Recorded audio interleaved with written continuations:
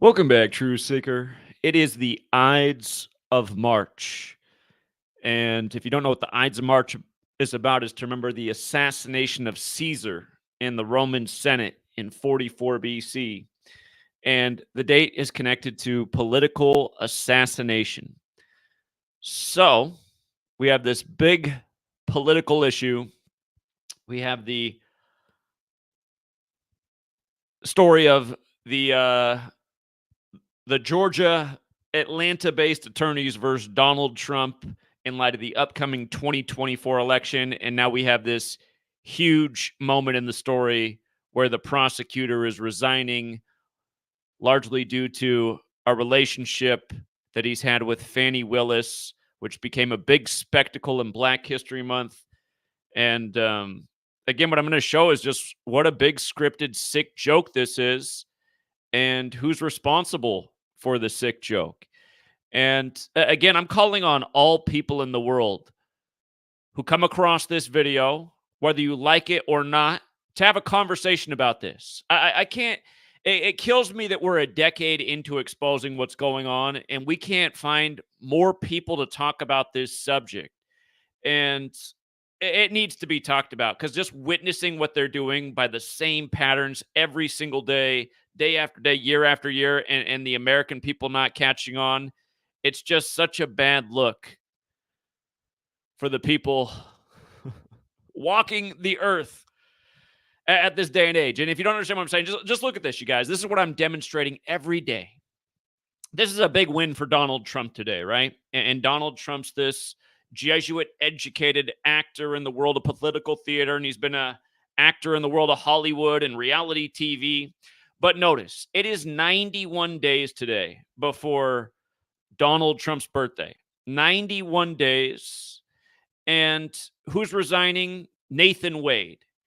Nathan Wade, who was trying to prosecute him, he's resigning because he had an inappropriate relationship with Fani Willis.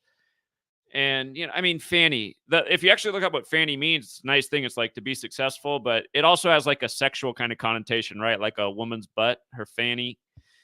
And here they had this inappropriate relationship in terms of their professions. And now the whole Trump thing's unraveling. And let's not forget who Trump is. He's the guy, he's the proud pussy grabber. You know, prior to Donald Trump, you couldn't be, who's that guy that was on the campaign trail who was in first place? What's his name? Howard Dean. He's in first place until he went, woohoo! And then he went to dead last. Then meanwhile, Donald Trump's like doing the 90s retard thing. And he's got something derogatory about every group. And he's got the history of being a racist landlord and tenant and wanting to prosecute the 5 young Black people in New York. What do they call them? The New York 5 or something? The something Park 5. He wanted to kill them even though they were all innocent. So I'm going to bring all this up in light of just Donald Trump having this big political win on the anniversary of political assassination day in a predominantly Black city, because this is pretty much Atlanta. And we do call Atlanta the 15th city, don't we? And here we are on the 15th of the month. You know, congrats to Atlanta for winning the World Series by the numbers, which we called in spring training after Hank Aaron died by the numbers. RIP. But yeah, if you're new here, Gematria, again, Gematria, the practice of coding numbers into words, A, B, C, 1, 2, 3, the calendar, the language, the Jesuits. This is what I teach about every single day. And again, the thumbnail, you had Mr. Wade, Fani Willis, of course, Donald Trump. And who are these two guys down here with the funny looks? That's the first Jesuit Pope, Pope Francis, and the Black Pope, or the Superior General, the leader of the Jesuits, Arturo Sosa. And we're going to get to just how perfectly lined up this whole ritual is, how perfect it all is, and yet again, who we can see, or how we can see who's pulling the strings on this theater, who's really running this nation in the puppet show that has almost everyone fooled. You know, the same people that won't talk about this knowledge are the same people who've made a living in talking about elections like they're real, and they know they have big followings for that because they're hurting the sheep. That's the real reason we can't get people with platforms to talk about this, because it would hurt their own bottom line. And everyone's more concerned about their bottom line than living in a world with truth and justice. And that's why we are where we are. But anyway, again, Gematria, the Kabbalistic practice code numbers into words. Nathan Wade, 91, resigns 91 days before Trump's birthday. And we're just getting started. That ain't nothing. Again, if you're new here, the alphabetic order and the alphabetic order with numerology. That's where we started back in 2013. And when I say we, I mean me. And again, I learned about these two ciphers from Manly P. Hall's The Secret Teachings of All Ages. You know, he has these two ciphers, the alphabetic order and with numerology. And he actually gives you the cipher on the he writes out the cipher with numerology. Again, Nathan Wade is 91 if you take A is 1 up to Z is 26. Nathan Wade is 37 if you take A is 1 up to Z is 26, but apply a numerology to each letter before adding. So the difference, for example, would be the first letter in Nathan is N. N is the 14th letter. So in the green cipher, N is worth 14. In the blue cipher, N is worth 5, because the numerology of 14 is 1 plus 4 is 5. So A would be 1 in both ciphers. T is worth 20 in the green cipher. It's worth 2 in the blue cipher because 20 is 2 plus 0 is 2. Anyway, Nathan Wade, 9137, just like resigns, right? And that's the story, that he resigns today. Georgia prosecutor in Trump election case resigns 91 days before Trump's birthday, who we went after. The acronym for President of the United States is POTUS, 91. And again, for also just all the people who've been leaving comments over the last 3 years about how I'm wrong and Trump's not going to be the nominee for the Republican Party in this nomination, how he's not going to become the next Grover Cleveland, that second part still remains to be seen. But I've had so many haters and detractors saying that I was going to be wrong about Trump being the nominee. I've been explaining the last 3 years why they're going to put him in this year and what it has to do with history and Grover Cleveland, the only split-term president, who was president he was president number 22 and 24. And Trump announced at the end of 2022 that he was running for the 2024 election. Anyway, 91 days before Trump's birthday, 91's the 13th triangular number. Donald Trump has the June 14th birthday, the same birthday as the flag with the 13 stripes based on the 13 colonies that goes with our 13 years of slave school where they teach us nothing but nonsense. Like Christopher Columbus discovered a land where people already lived. But look at this, you guys. This is where you got to know the 4 base ciphers. Today is 235 days before the election. And the formal title of the Jesuits, who gave us the calendar and the language, and who Donald Trump's a member of, again, he went to Fordham, the Society of Jesus, the formal title of the Jesuits is 235 and 91. And today, 91 days before Trump's birthday, 235 days before the election. And there's probably something to the Aaron Donald retirement as well. As we know, Aaron Charles Donald's 75. It's the 75th day of the year. Catholic Church is 75, like Roman Catholic. Again, the Jesuits or the Society of Jesus or the military order of the Catholic Church that pretty much created this nation. That's why its whole history is this way from start to present. But yeah, again, the 4 base ciphers, alphabetic order with numerology. At the end of 2016, we started running the alphabetic order in reverse numerology to see if it made sense. And we noticed right away how it just filled in all the gaps. And we're like, wow, this is crazy. It didn't change the theory at all. It just cemented what we were already saying. It was obvious that Jesuits and Masons ran this nation from its beginning. And once you learn the other half of the code, just running the alphabetic order in reverse, you're like, look at how it all comes together. The Society of Jesus, 23591, perfectly lined up with the big election date. And you know, it's not just gematria. It's also paying attention to the other number examples and the historical examples. November 5th is Guy Fawkes Day, the day in history that the Jesuit order tried to blow up British Parliament. Another political thing. November 5th, 2016, Trump supposedly survived assassination in Vegas. Go back and look at that story.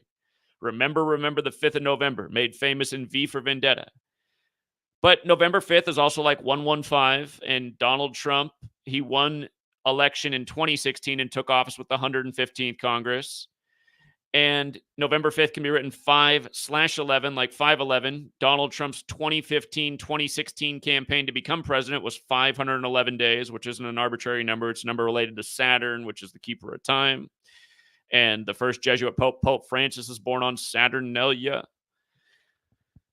But anyway, moving on, we're still just getting started. You know, we're just talking about the beginning. We're just warming up with why it matters that it was 91 days before Trump's birthday and 235 days before the election, when this is all about the election, where story after story just unfolds perfectly by the numbers. You can go back and watch my video on February 6th about how we were coming up on the Supreme Court reversing the Colorado decision, which will be a big win for Trump. And then what do you know, the very next day, the 38th day of the year, when Colorado's the 38th state, the Supreme Court hints that they're going to start looking at it, and it looks right away out the gate that they're going to overturn it. Very predictable.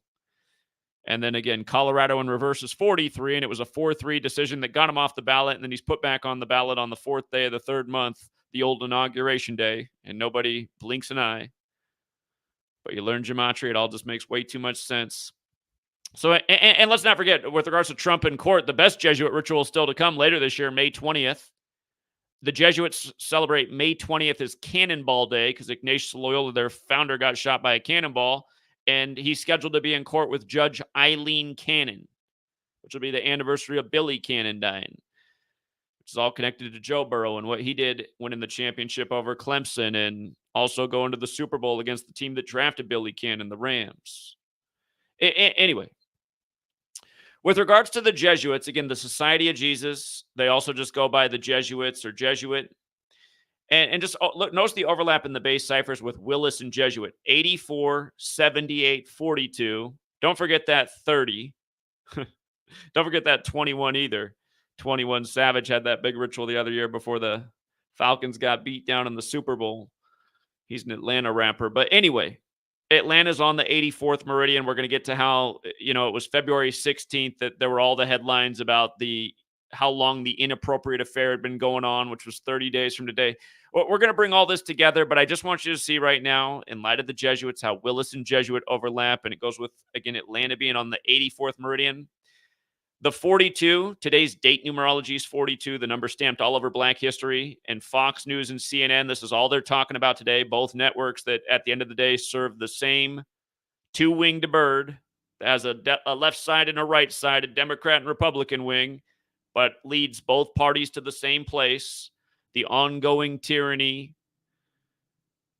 People keep falling for the cheap talk while getting nothing in terms of results. But anyway, 30 days from when this thing really heated up to today, the 42 date numerology, number stamped all over Black history.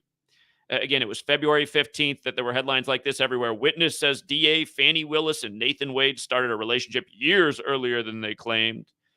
Remember, all throughout Black History Month, they were getting drugged through the mud. They were staying in hotels together and using the taxpayer money to pay for their romantic getaways. It was just headlines and stories like this all throughout Black History Month. And again, 30 days ago, it really got spicy. Now here's today's date numerology, 42. You just add 3 plus 15 plus 24, 42. The full date numerology, 3/15/2024, is 3 plus 15 plus 20 plus 24, which is 62. And we'll get to that because, again, we talked about this, way back in August, why it mattered that Trump was getting indicted in Georgia on the 62nd day of his age. Now on the 62 date numerology, coming full circle. We'll talk more about it. But this 3042 thing first. Again, gematria, it's the alphabetic order forwards and backwards. Notice like February's got the 42, of course, Black History Month.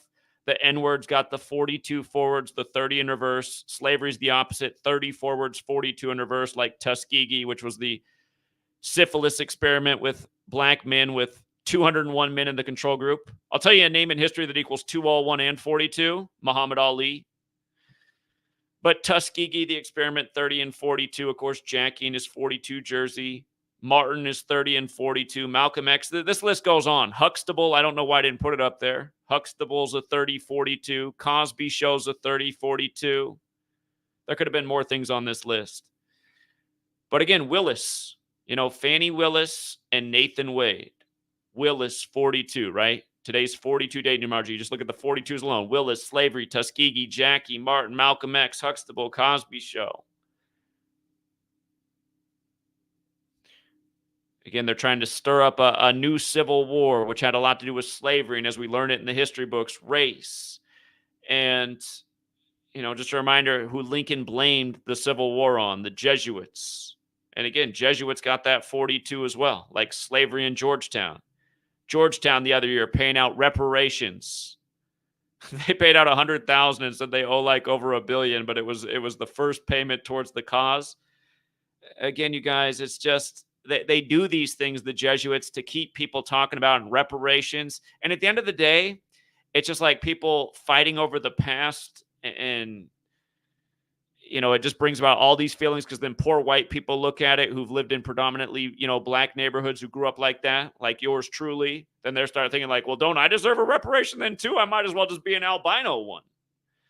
But anyway, it's this gang that's pulling the strings and giving us the history and keeping us fighting over the past and divided over our differences and just political parties, but just playing the whole thing like a game, like a big psychological operation to just, do a million different things to us, confuse us, make us hold prejudices, make us invest our energy in things that are all part of a script. Yeah, again, if you guys don't know, I have multiple books, and I made the point in both books, but especially my first book, Letters and Numbers, I talk about how they use this 42 code with 59, and we're going to get to the 59 piece in this, how they use the numbers 42 and 59 to shame black people. And today's just like another undeniable example. And not just shame, but also kill. And we got so many examples since I wrote that book. I mean, that chapter came out in 2017. But let me scroll down here because there's still just so many more things to go through. Look at this. Fani Willis wanted this whole process to begin October 23rd, 2023, right? And of course, it was going down in August with Fulton County and Trump being indicted, but then the trial, she wanted to start October 23rd. So look at this. From October 23rd to this big, thing where the prosecutor resigns, her partner she's having an affair with, paying for the vacation rooms with taxpayer dollars. It ends 144 days later on the Ides of March, which is Roman like the church and the Jesuits. 144 days later on the date that can be written 15/3. Jesuit order 144 forwards, 153 in reverse. And see, the thing that bothers me is there's people in the world who look at this and they're like, that is so dumb. You think that means anything? And you're like, then you come back and you're like, well, yeah, I think it does, because Lincoln, who blamed the Civil War on the Jesuits, was shot on 14/4. And then Kennedy, who was trying to avoid a war, was shot 144 days with his meeting with the Pope. And then his brother was reported dead at 1:44 a.m. And on and on and on and on and on. There's been other assassinations all over the world with big Jesuit connections with 144, like the one that happened at the Buffalo Tops on Israel's 74th birthday, right down the street from the Jesuit school Canisius, when it was 144 days after the death anniversary of Canisius. And then next thing you know, there's a mass shooting on the 144th day of the year in Uvalde, Texas, in a big Jesuit ritual, only for President Biden to show up in Texas 5 days later on JFK's birthday anniversary, who was shot in Texas again in the 144 ritual. Not to mention President Biden equals 144. And Jesuit Georgetown simulated he'd won the election June 12th, 2021, 144 days before it happened. And then Jesuit educated Donald Trump, he posed at the Vatican like he was there for a funeral on the 144th day of 2017, and on and on and on. Again, it's not hard to see who's done this. Again, the Jesuits gave us the calendar we're on and the languages that we know it. So it's like, okay. And this is what kills me too about people coming here and watching my videos. They're like, Zach, I'm not sure it's the Jesuits. I think we live in the Matrix. It's like, oh, okay. So yeah, that's actually where the evidence makes more sense, doesn't it? In light of the historical fact that the Jesuits gave us the calendar and the language, and this all is synced up with their people every day, the Pope and the Black Pope, or the Superior General. Again, Pope Francis is the Pope. Arturo Sosa is the Superior General, or the Black Pope, which is the leader of the Jesuits. But again, it's just like, just when I talk about just so many short bus riders, if we just lived in some kind of matrix where everything was just playing out, they wouldn't be working so hard every day to control your mind through the technology that they keep in your homes on bigger, more high definition scale, appliances that are hanging up on your wall. They wouldn't work so hard to make sure that's in your house, keep it at such a low price, again, while everything else is skyrocketing in the world. Again, you go to the early 90s to get like some big screen TV that looked like dog shit compared to today would have cost you thousands of dollars. I mean, looking like you wanted like a 48-inch TV, thing probably would have cost $4,000. And part of it was because it was heavier and shipping. But still, you think about where we are today. They figured out how to make that thing way lighter, way better, way bigger. And it's like you can get like a Black Friday 70-inch TV with not the greatest picture, but a damn good one that's way better than that 90s TV for like $500. You know what I mean? It's like literally 8 times cheaper than something that was way shittier 30 years ago. But meanwhile, those homes back in the early 90s that used to sell for under 100,000, they're like priced at 400 to 500,000 all over the country. It's like, whoa. And the house is shittier now because it's not as new. So it's way worse and cost them way more. And just like everything, everything. Food's getting way worse because it's more sugar, more salt, more preservatives, more GMO, less organic. Everyone looks the result, just blimps all over the place, full of processed foods, bloated. Mindless drones walking around, mindlessly putting shit in their mouth. Their brain doesn't work. Their body looks all wrong. That's where we are right now. That's why they're watching this and like, this is stupid. It's like, nah, I bet anything if I could see through the camera, I'd see a fat fucking retard. Bet you anything. Yeah, I've been listening to people, like dumb people, tell me the smartest shit's dumb for my whole life, for all of my adult life, I should say. I was questioning 9/11 out of the gate because it didn't make a fucking lick of sense. And everyone's like, that's dumb. That's a conspiracy theory. Like, I think these people are just fucking retarded. And I was right. No doubt about it. Because looking into things, that's how I found out who really runs shit. And then I'm not like all the other people who just go on YouTube and they're like, well, I just watched 30 videos and they all said Zionist Jews run the world. It's like, yeah, but it's 2024 and you just saw that Zionist Israel got made the biggest guinea pigs of the biggest Jesuit takeover of the world there ever was. The scandemic,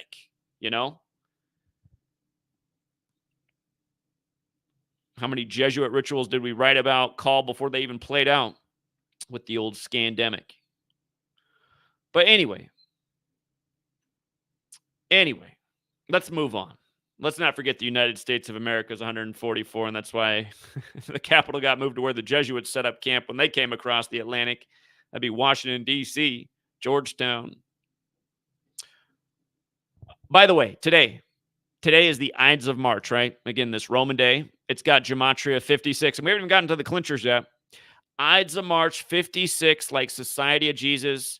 Remember, the elections, remember the 5th of November, the special day to the Society of Jesus, the day leaving 56 days left in the year. And let's not forget Trump's first primary in Iowa. He won on January 15th, 115, a lot like November 5th, 115, a lot like him taking office for the first time with the 115th Congress. And the Nationals winning the 115th World Series after Trump hired the Nationals announcer for Inauguration Day, Steve Ray. Not to mention how we won a lot of money calling why the Nationals were going to win that thing in Game 7 138 days after Trump's birthday because Nationals equals 138, like Federal, like Dave Martinez, their manager, like Donald Trump, like Fulton County, where this is, like Coffee County, which was also part of this process, both 138. Like how the Jesuit birthday is the day leaving 138 days left in the year, and the Misfits have that song, We Are 138, where everyone's like, what does this song mean? It means the Jesuits who had something to do with that song the Misfits put out, we're flaunting their little code. But anyway, just going through all the examples of things that matter about today. Actually, I don't even want to come off the 56 thing.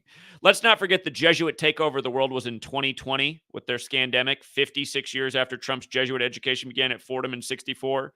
And let's not forget every Jesuit connected to that thing, from Anthony Fauci to Newsom to Cuomo to Trump, all had a big fat 56 connection. Even had Gavin Newsom saying 56% of California will get the cooties in 8 weeks, which is 56 days, when his name equals 56, like coronavirus, like COVID vaccine. Like the gazillion other 56 rituals they did even worldwide, all obviously Jesuit. Donald Trump waited to declare the pandemic for the nation until 2 days after the World Health Organization on Friday the 13th, which is connected to the Templars, who are the original bankers who served the Catholic Church, now the Templar cross and the Jesuit logo. Again, Trump's over in Switzerland the day it's confirmed in the U.S., the Templar banker land, signing off on or actually, that wasn't the day he signed off on the $6 trillion. That was a little bit further down the road. But that was the day he was at the World Economic Forum gloating about his trade deal with China by the numbers. By the way, Civil War 56, been doing, and again, Lincoln blamed the Civil War on the Society of Jesus, go figure. Then died in a theater. That's weird, isn't it? And then it had all the parallels with JFK and his assassin who ran through the theater.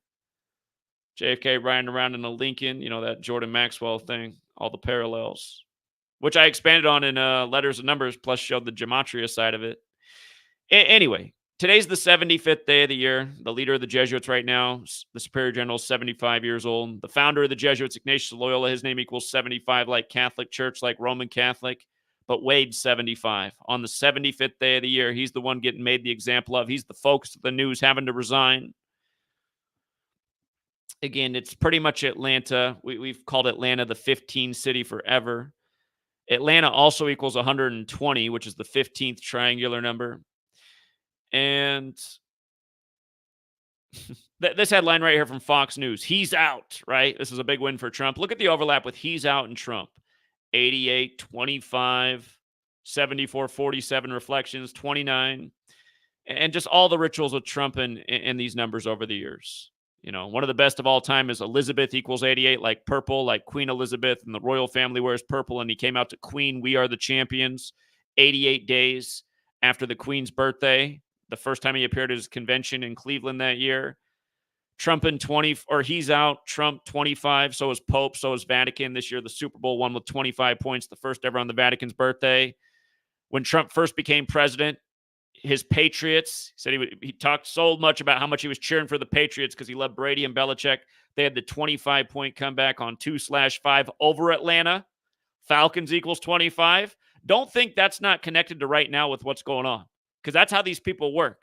You see how all of it's connected, the sports, politics, and it's all part of one big unfolding story. Again, Falcons is 25. They moved the touchback that season to 25 years. It was the 97th NFL season, which is the 25th prime number. Bill Belichick's 97. But now Trump, he's winning big in Atlanta on the Ides of March.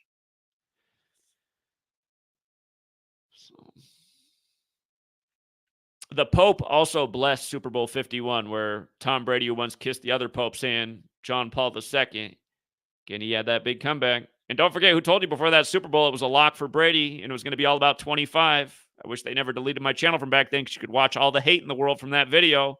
People were hating super hard when they were down 28-3. They're like, back then we got views and comments. There were like literally 20,000 hate comments at halftime on that video. Fuck you, fuck Gematria, nice degree, nice guarantee, fucking moron. Like, just comments like that for days. And then you know what? After they came back and won, like I guaranteed it was going to be all about 25 in the Patriots, as Brady got to 5-2 in Super Bowls with Belichick on the date that could also be written 5-2, and president and government authority are all 52 like Republican.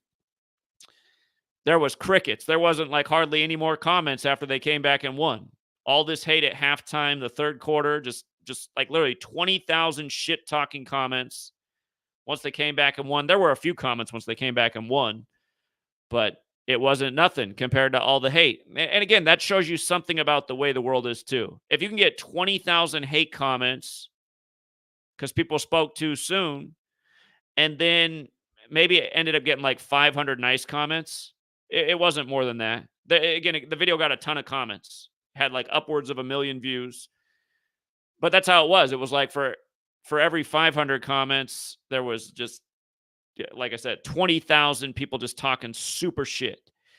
And that's the world we live in. That's also why we're conquered, because everyone's just like hating and biting and being jealous and caught up in all this material world, and they want all the clout and credit, and only their ego matters.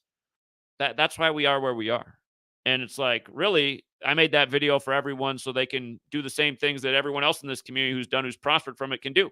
Take advantage of the rig game, could be with a betting slip, or just not invest your energy at all in these games. Don't invest your energy at all in these games, because that's what they are. They're a big energy suck. It's a big manipulation. So are these political games, and that's why we're showing year after year how they sync up the politics and the sports. The best, there's so many great examples, but the best, really, I still think to this day, is when Donald Trump took on the protesters of the flag, September 23rd, 23/9. Again, Trump has the same birthday as the flag. The flag was sewn in Philly at 239 Arch Street, like September 23rd can be written 23/9, like 239, like 239 Arch Street. And we said that year, right when he did that, we said, boom, there's your Super Bowl. We already knew the Patriots were in it before the season began for the AFC. We were looking for our NFC team. We said, that's it. The Patriots, the flag on the side of the helmet versus the Eagles. the home of the flag, Philly, 239. When Trump took office, the flag was 239 years old. Go back and look up the article. Look up the article about Donald Trump Donald Trump's doctor saying he was overweight, weighing 239 pounds. And then go back and see how Kaepernick set off the protests, in the preseason with the 49ers. And there's that history with the Bay Area and Philly. Again, the Liberty Bell spent time in San Francisco. The Warriors and the Athletics came from Philly. A lot of coaches went from Philly to the Bay Area, Madden and Gruden and more. But Kaepernick, when he started the protest, it was the 239th day of the leap year. And then that whole season ended up being about 239 in the flag, and 239 is the 52nd prime, and Minnesota equals 52, and Minnesota hosted Super Bowl 52 where the Eagles won. And then remember, right after that, Marjorie Stoneman Douglas High School Eagles, whose logo looked exactly like the Philadelphia Eagles, they had that mass shooting right after the Super Bowl, and it was weird because Marjorie Stoneman Douglas is from Minneapolis, the 612. And Google doesn't like when I talk about 612 and mass shootings because they deleted all my posts on it on my old blog. But anyway, he's out. And we're still moving on. Again, today's full date numerology, 62. Georgia, 62, like Mason. And when Trump was indicted in Georgia, it was August 14th, the day before the Jesuit order's birthday, the 62nd day of his age. Now, here we are in the 62 date numerology, and everything just coming so full circle, Now, I noticed that Nathan Wade, he on his own website goes by Nathan J. Wade, right? So I thought that's interesting. Let me just check that out since he goes by Nathan J. Wade. And I said, well, that's cool. Nathan J. Wade, 101 and 61, just like Ides of March, right? And he's getting made an example of on the Ides of March. But again, for the person who's like, oh, that's what I hate about skeptics. They're just always looking for a reason to wiggle out. They'll be like, but wait a minute, you already tried to decode it with Nathan Wade. Yeah, I did. Because Nathan Wade, like how all the headlines have it, equals 91, and it comes 91 days before Trump's birthday, and everything else we talked about, resigns, POTUS for president of the United States. We talked about all this. But yeah, on his website, it said Nathan J. Wade. So I wanted to check that out too. So again, I just know how if I'm talking to my sister, which we haven't talked about this stuff for years, she'd be like, no, see, now you're using two different names. I'm like, okay, I don't need to though. Didn't we already establish the point? I'm just saying this out on his website. Isn't it weird that that's the exact same as Ides of March? 2 out of the 4 ciphers. And then, again, is this a coincidence?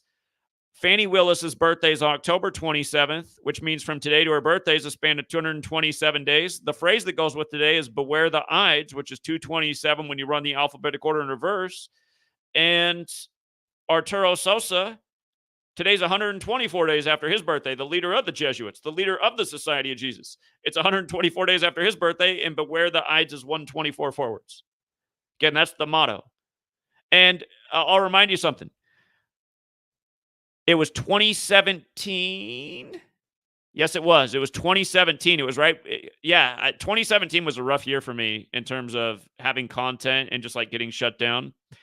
On the Ides of March, my Facebook account was hacked, and then it was just deleted all the way.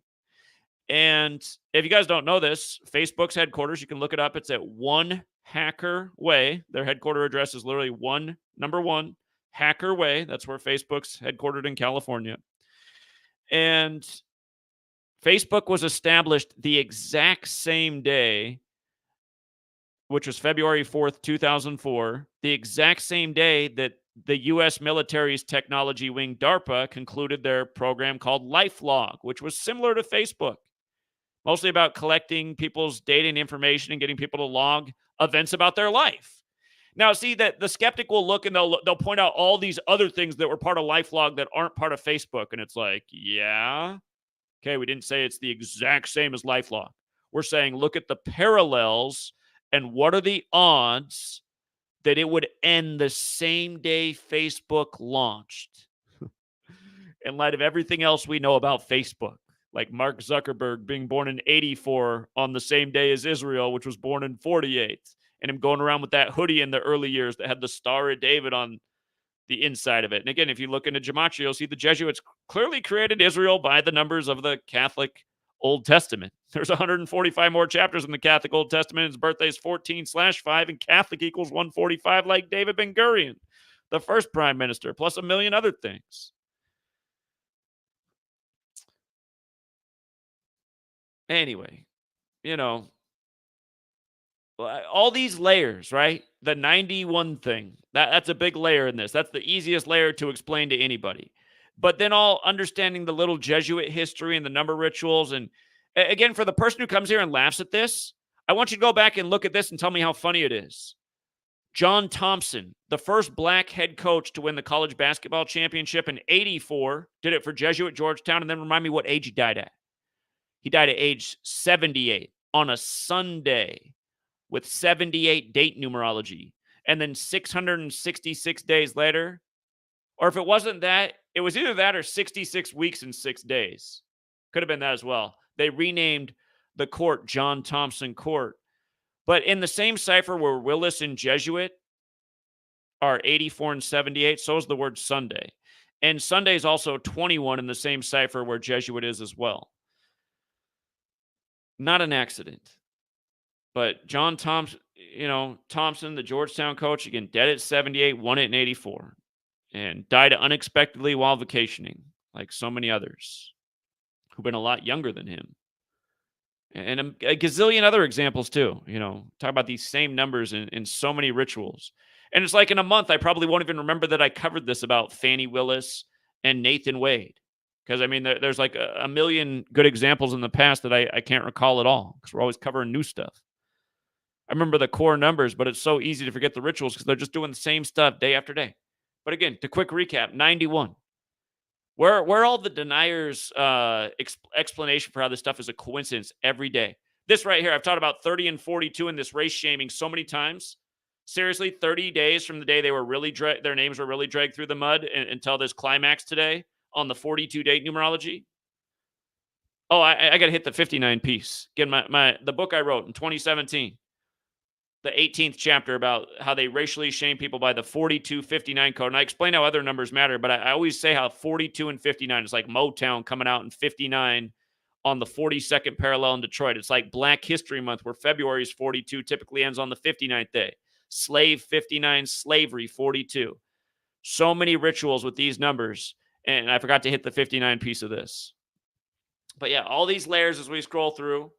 How many times did I talk about Atlanta, the 15th city, the Catholic Church in 75 and being on the 75th day of the year and all this stuff, 144, 56, how it just all comes together today.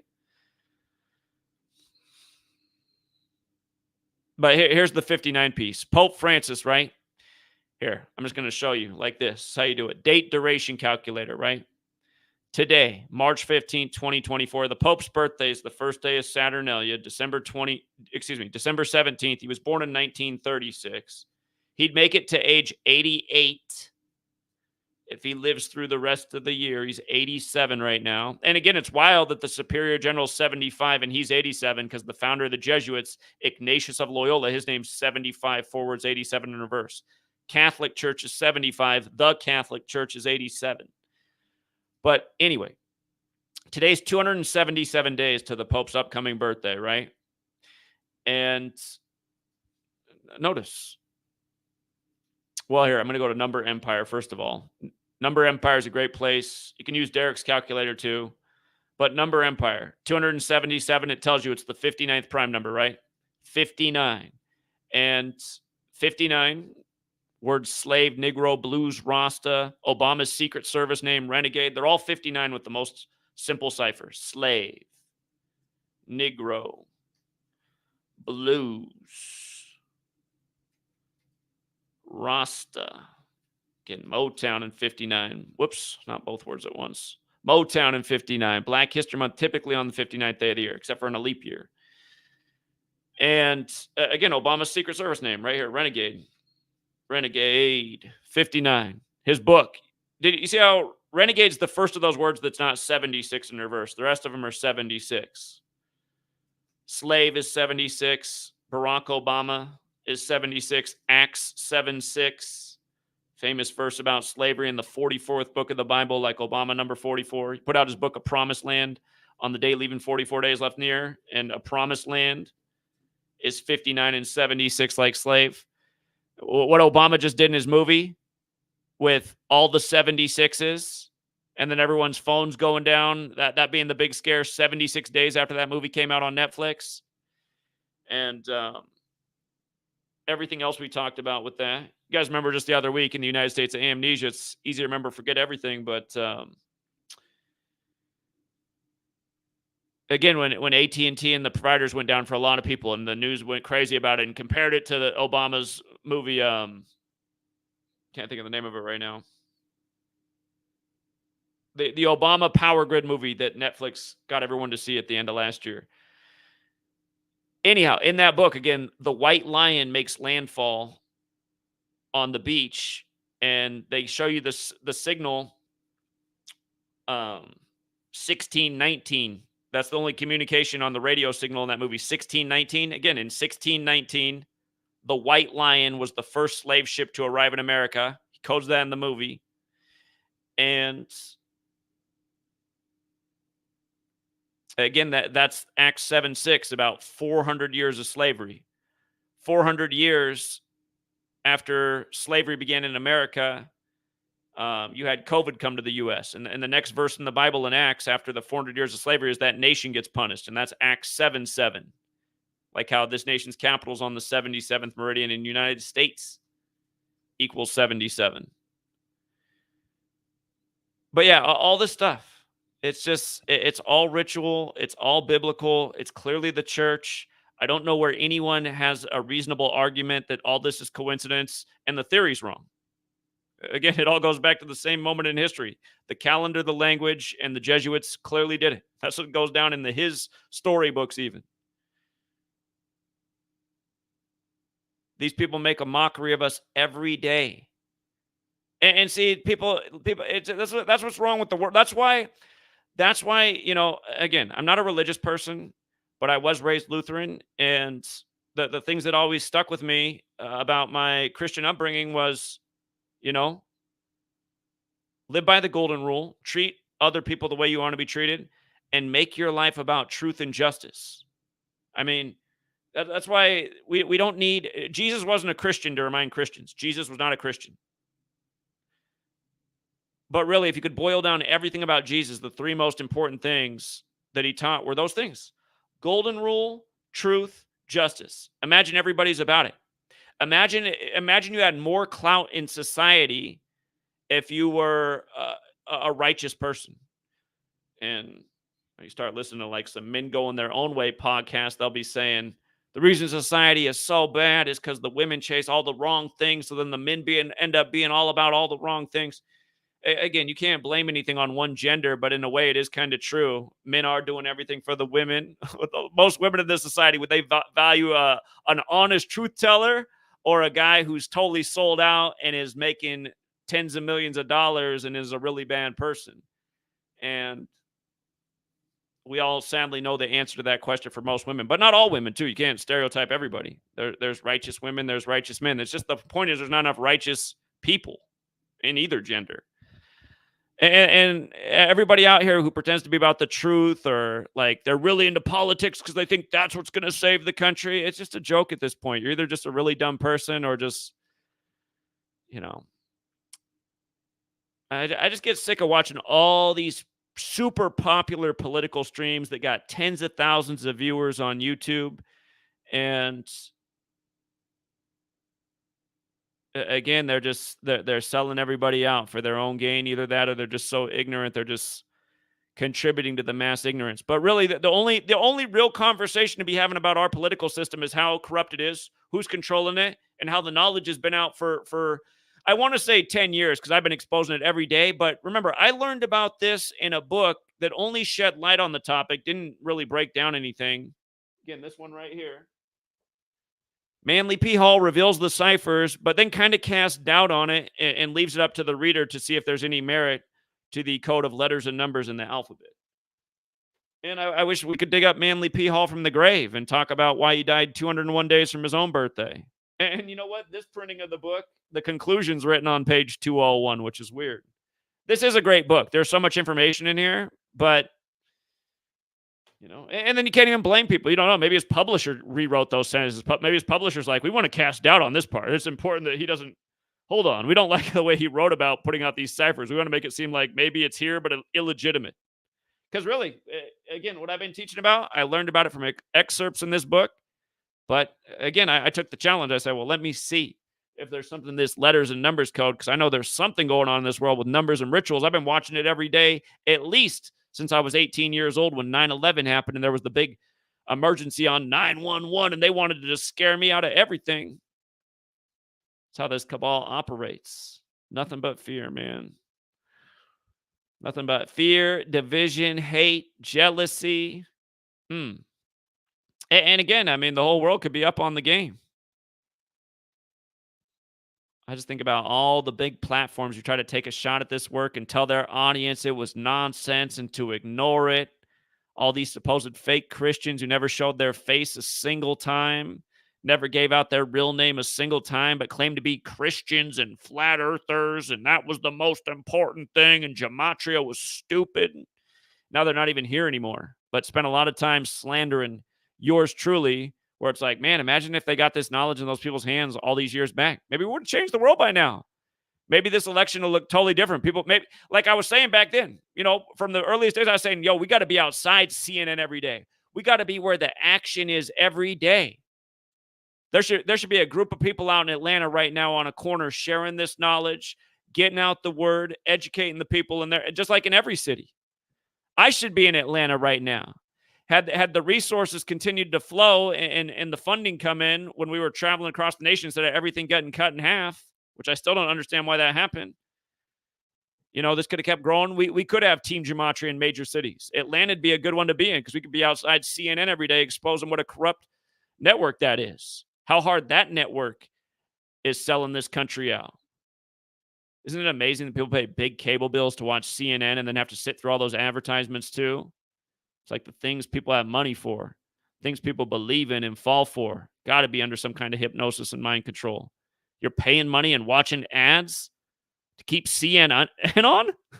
What has CNN done for you in your life besides make a mockery of you every day? And that's the sad thing too. People can't admit that they've been made a mockery of. They can't admit that they've been fooled all these years. It's the Mark Twain quote. It's easier to fool someone than to convince them they've been fooled. But I'll tell you what, you had to have been a fool from the start, really, to be fooled by really anything in this country. I started to see this nation was a total load of shit well before I turned 12, but I know by the time I hit 12, I was convinced it was all bullshit. The history, the religion. 12. Got people that are full-grown adults walking around in comic T-shirts, thinking they're doing something by supporting the Orange Man or even going against the Orange Man. Because they've been spending more of their life paying attention to cartoons, video games, and entertainment. And it's easy to do in this world, right? I mean, if you hadn't paid attention to anything for your whole life and just went to work and school and were entertained, I mean, you'd be here breathing. And it would just seem like every day wasn't much different than the last, except for when they did something big to you like 9/11 and COVID and maybe a few other days in between Oklahoma City bombing. If you didn't pay attention to anything, just went on about your life, you'd be like, man, every day is like every day except for sometimes. What's the point of paying attention? And again, the answer to that question is because, you could be where the 9/11 goes down one of these days. It could go down in a lot of communities at once. Because maybe they weren't bluffing with those Georgia Guidestones. There might be a cliff that we are approaching and we don't even recognize it because we've just been thinking, oh, life's going to go on no matter what political party's in there. I survived 9/11 and COVID. I plan to survive every other day until the day I die many years from now. And it won't be from some conspiracy. How many people like that are in the grave right now? Their whole life, they're like, conspiracy theories, and then they drew one of the short batches. You know what I mean? They drew one of the short sticks when they got the pokey doke. They had a sudden heart failure Major upsurge in those in women, something I never heard of in my life. But hey, it happened to quite a few women in this world, young children. Everyone still thinks it's some kind of coincidence. Bill Gates there in 2010 at his TED Talk, Innovating to Zero, talking about how we can do a good job reducing the population if we do this, this, and this. And if you go back and listen, you'll see the first bullet point will remind you that his office in Seattle's right across from the world's biggest needle. If we do this, this, and this, we'll do a good job of reducing the population to get the emissions down to zero. His name equals 201, like the Jesuit order, like Event 201 he co-hosted. The same day the military world games began in Wuhan, China, that go back to the Jesuits. And again, you got dummies here watching me explain this, and they're like, oh, that's got to be all a coincidence. Like with numbers, man, you can make anything go together with numbers. I see people trying to debunk my video, and they're going like, okay, so Zach, like literally I've watched people do this. They're going, okay, so like here he said it's 91 days before Trump's birthday and Nathan Wade equals 91. But I mean, really, there's only the numbers 1 through 9. So like it's really high odds of like being that. It's like, does this person fucking hear themselves? Is 91 between 1 and 9, you fucking retard? I can't tell you how many people I've heard try to take a stab at my work over the years and make an argument like that. And I'm just like, what in the fuck, man? I know I'm talking about how I live in a society of fucking retards, but shit, it is worse than I thought.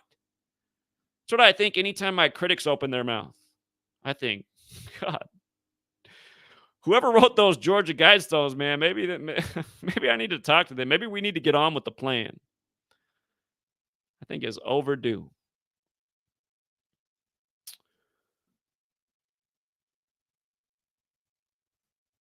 Here, you know what? For any of you guys who are out there who really think all this shit's a coincidence, like just this right here, it's just a coincidence that, you know, Nathan Wade resigns 91 days before Trump's birthday.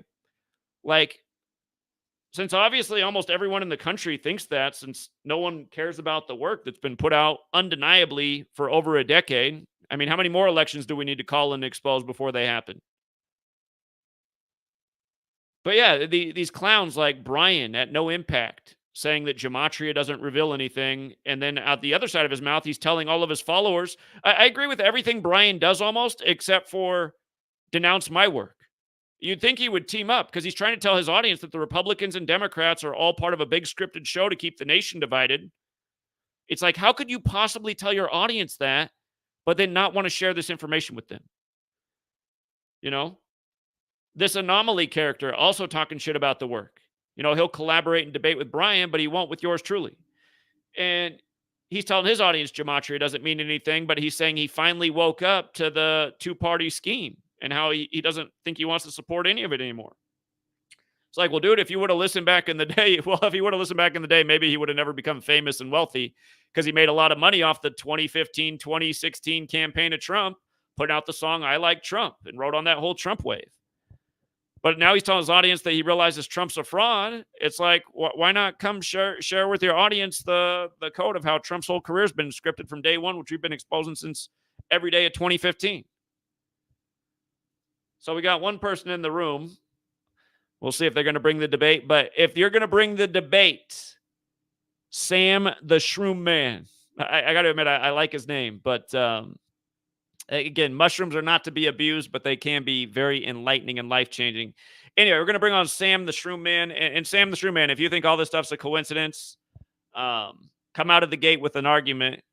Or if you're on here for something else, you're the only person in the room. So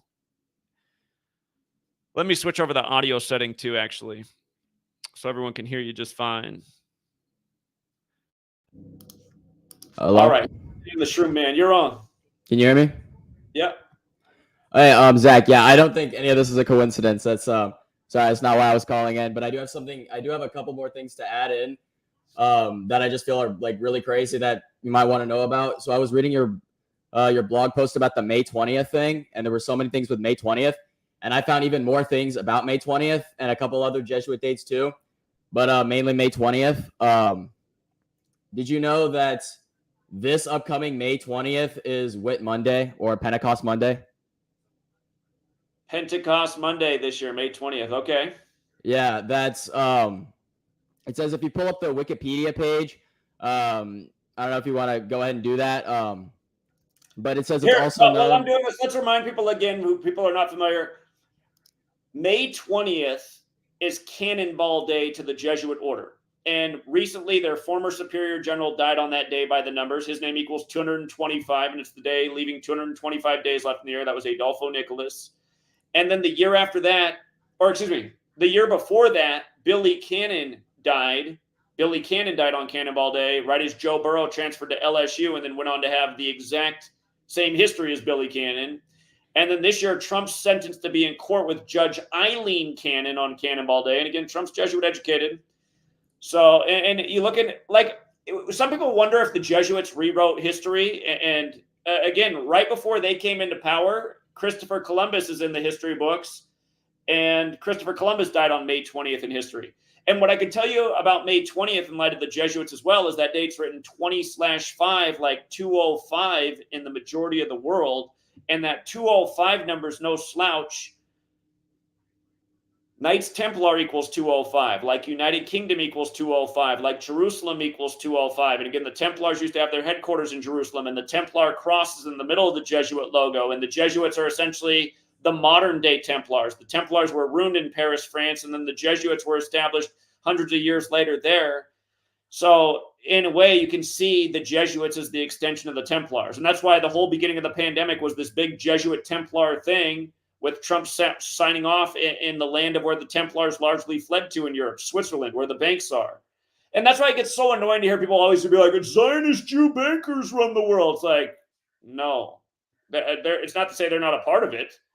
The Jesuits are a Catholic Jewish alliance, but who runs it at the top? There's a reason we're on the Catholic Church's calendar and not the Hebrew calendar. And again, there's a reason Israel was made the biggest guinea pigs in the time of the pandemic. And there's a reason that Jewish people were used in the World War to get the creation of Israel, which was planned way before World War II. And it was all planned by a very Jesuit biblical code. But anyway, hit me with the rest of the May 20th list. But yeah, so again, if you pull up, everything you were saying there's true. But if you pull up the Wikipedia page with the Whit Monday, you'll notice it's so a couple interesting things. First, it says it's also known as Monday of the Holy Spirit. Now, Monday of the Holy Spirit, it does equal 277, which is the 59th prime. Of course, like I think Pope Francis equals 59, an important number there. It also equals 115. If you're not new, you'll know like the importance of 115, like election day is on November 5th, 11/5, many other things. In addition to that, Holy Spirit, pretty much if you spell out Holy Spirit, by the way, almost everything about it is interesting in the base ciphers. You have 61, like, Jesus cross, like Christian Christmas, etc. You got 56, like Society of Jesus, Pope, all those other 1,056s, 119 as well. It's 119. You have, of course, 119. Also, Francis.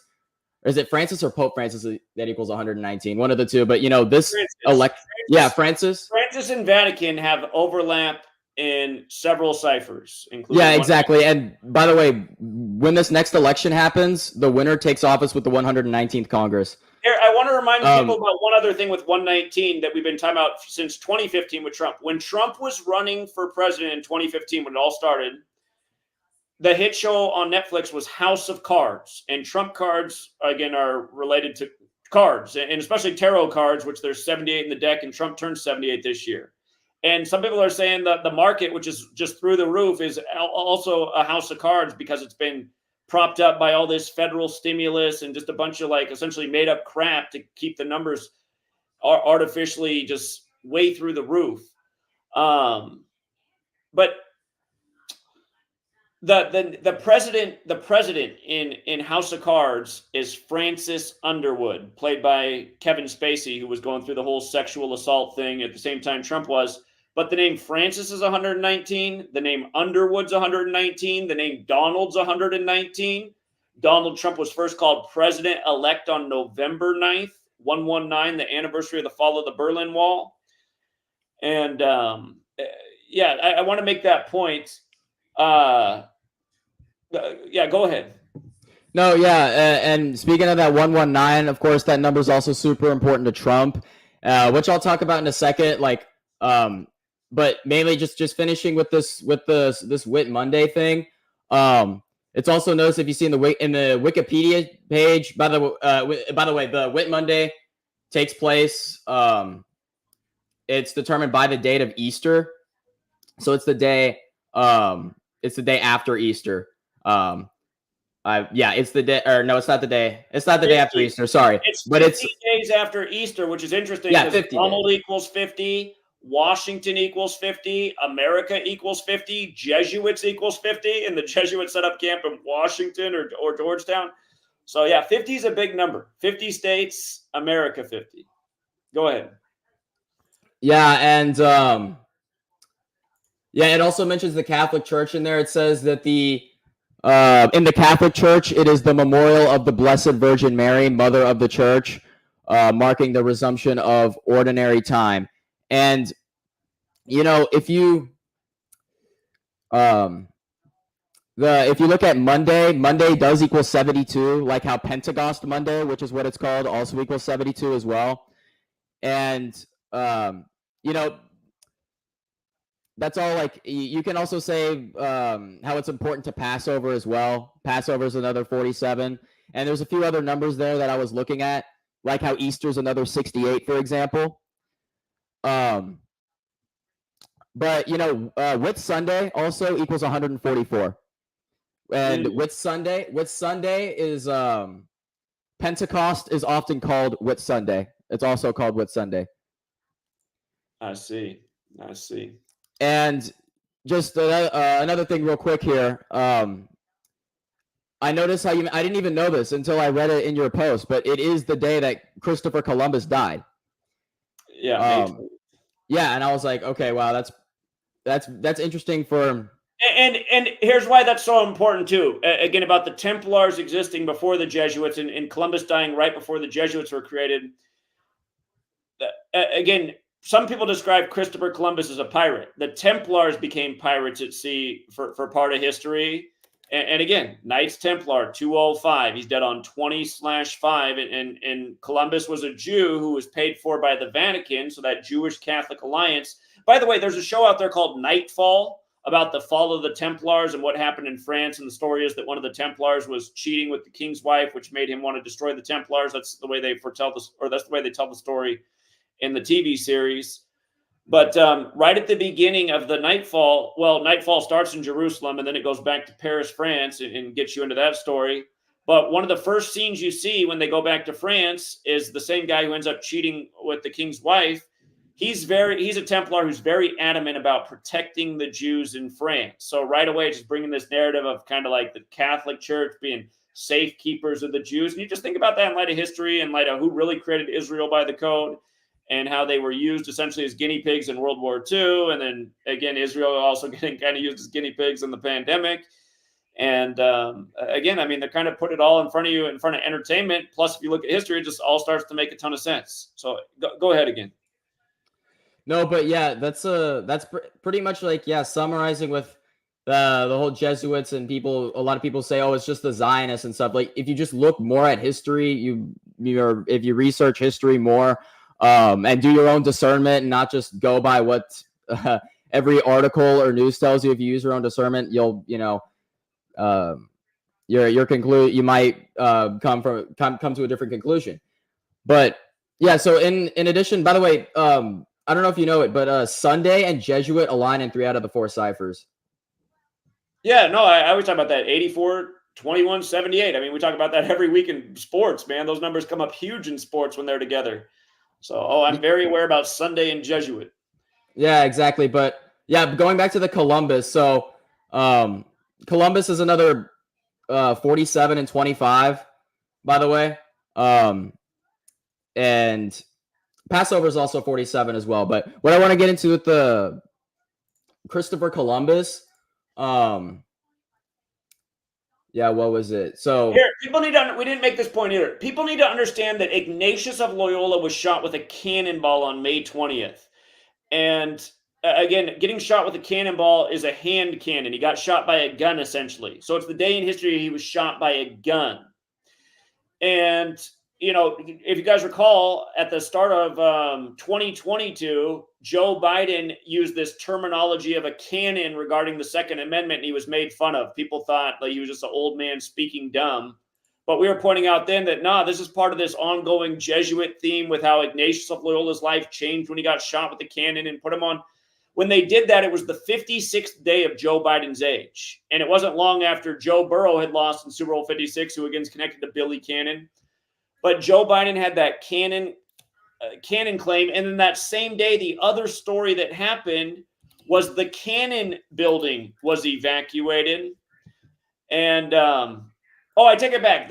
Joe Biden's Cannon claim was on Joe Burrow's 56th day of his age. Again, these two Joes. And let's not forget, Joe Burrow is also connected to Joe Montana, who beat the Bengals 2 times in Super Bowls. And then those last 2 years, they had the Bengals and 49ers each playing on the anniversary of Super Bowl 23, which was 49ers over Bengals. But yeah, this Cannon building evacuation was at the same time Joe Biden misspoke about the cannon and the Second Amendment. And Joe Biden said in his administration, the promise he made at the start is there'll be major gun reform. And again, Joe Biden spoke after Uvalde on JFK's birthday, who was killed in Texas. So they're cooking up some big mega ritual here. Again, RFK Jr., who's Jesuit educated, whose father was assassinated in 68, the year MLK, he got in the race 144 days after the Superior General's birthday when his father died in the history books at 1:44 a.m., and his uncle JFK died 144 days from meeting with the Pope. And again, Lincoln, who died got shot on 14/4. This narrative is going somewhere. President Biden again equals 144 like Jesuit order. But all of this stuff's connected. And by the way, with regards to Cincinnati and Joe Burrow, on May 20th, 2024, it's going to be the 503rd anniversary of Ignatius of Loyola getting shot with a cannonball. And 503 matters because it's the 96th prime number. The 96th prime number. And that's a big number in Cincinnati. We call Cincinnati 96 land because it equals 96 in the most simple cipher. And Joe Burrow, there's a lot more that can be said about it, but watch. All of these things are going to come together in narrative. I'm going to be, remember I told you about this back in spring? I said, look at just watch, you guys. Watch the way it will all unfold as the year goes forwards, as football gets underway and they bring about the election. No doubt we're going to see how it all crystallizes even further than it already has, because it's what we've been doing for a decade, and that's how it's always been. So for all the doubters and deniers, again, remember this clip and remember what we're talking about later this year when I'm saying told you so. Yeah. And going back to Christopher Columbus, that's what I was thinking of. I was my brain was short-circuiting there for a second, but yeah, so I was looking that Christopher Columbus did die in Spain. Have you heard of do you know what the Alumbrados is? Have you ever heard of that? The Alumbrados? I don't think I do know what that is. Well, many contend that was the original Illuminati because it does mean illuminated, and there's a lot of reasons for that. But a lot of people do contend that the Alumbrados was the original Illuminati, and that Adam Weishaupt revived it. Yeah, I encourage you to look in that more if you've ever if you ever heard about that. I didn't even know it until recently. I haven't heard of this. How do you spell it?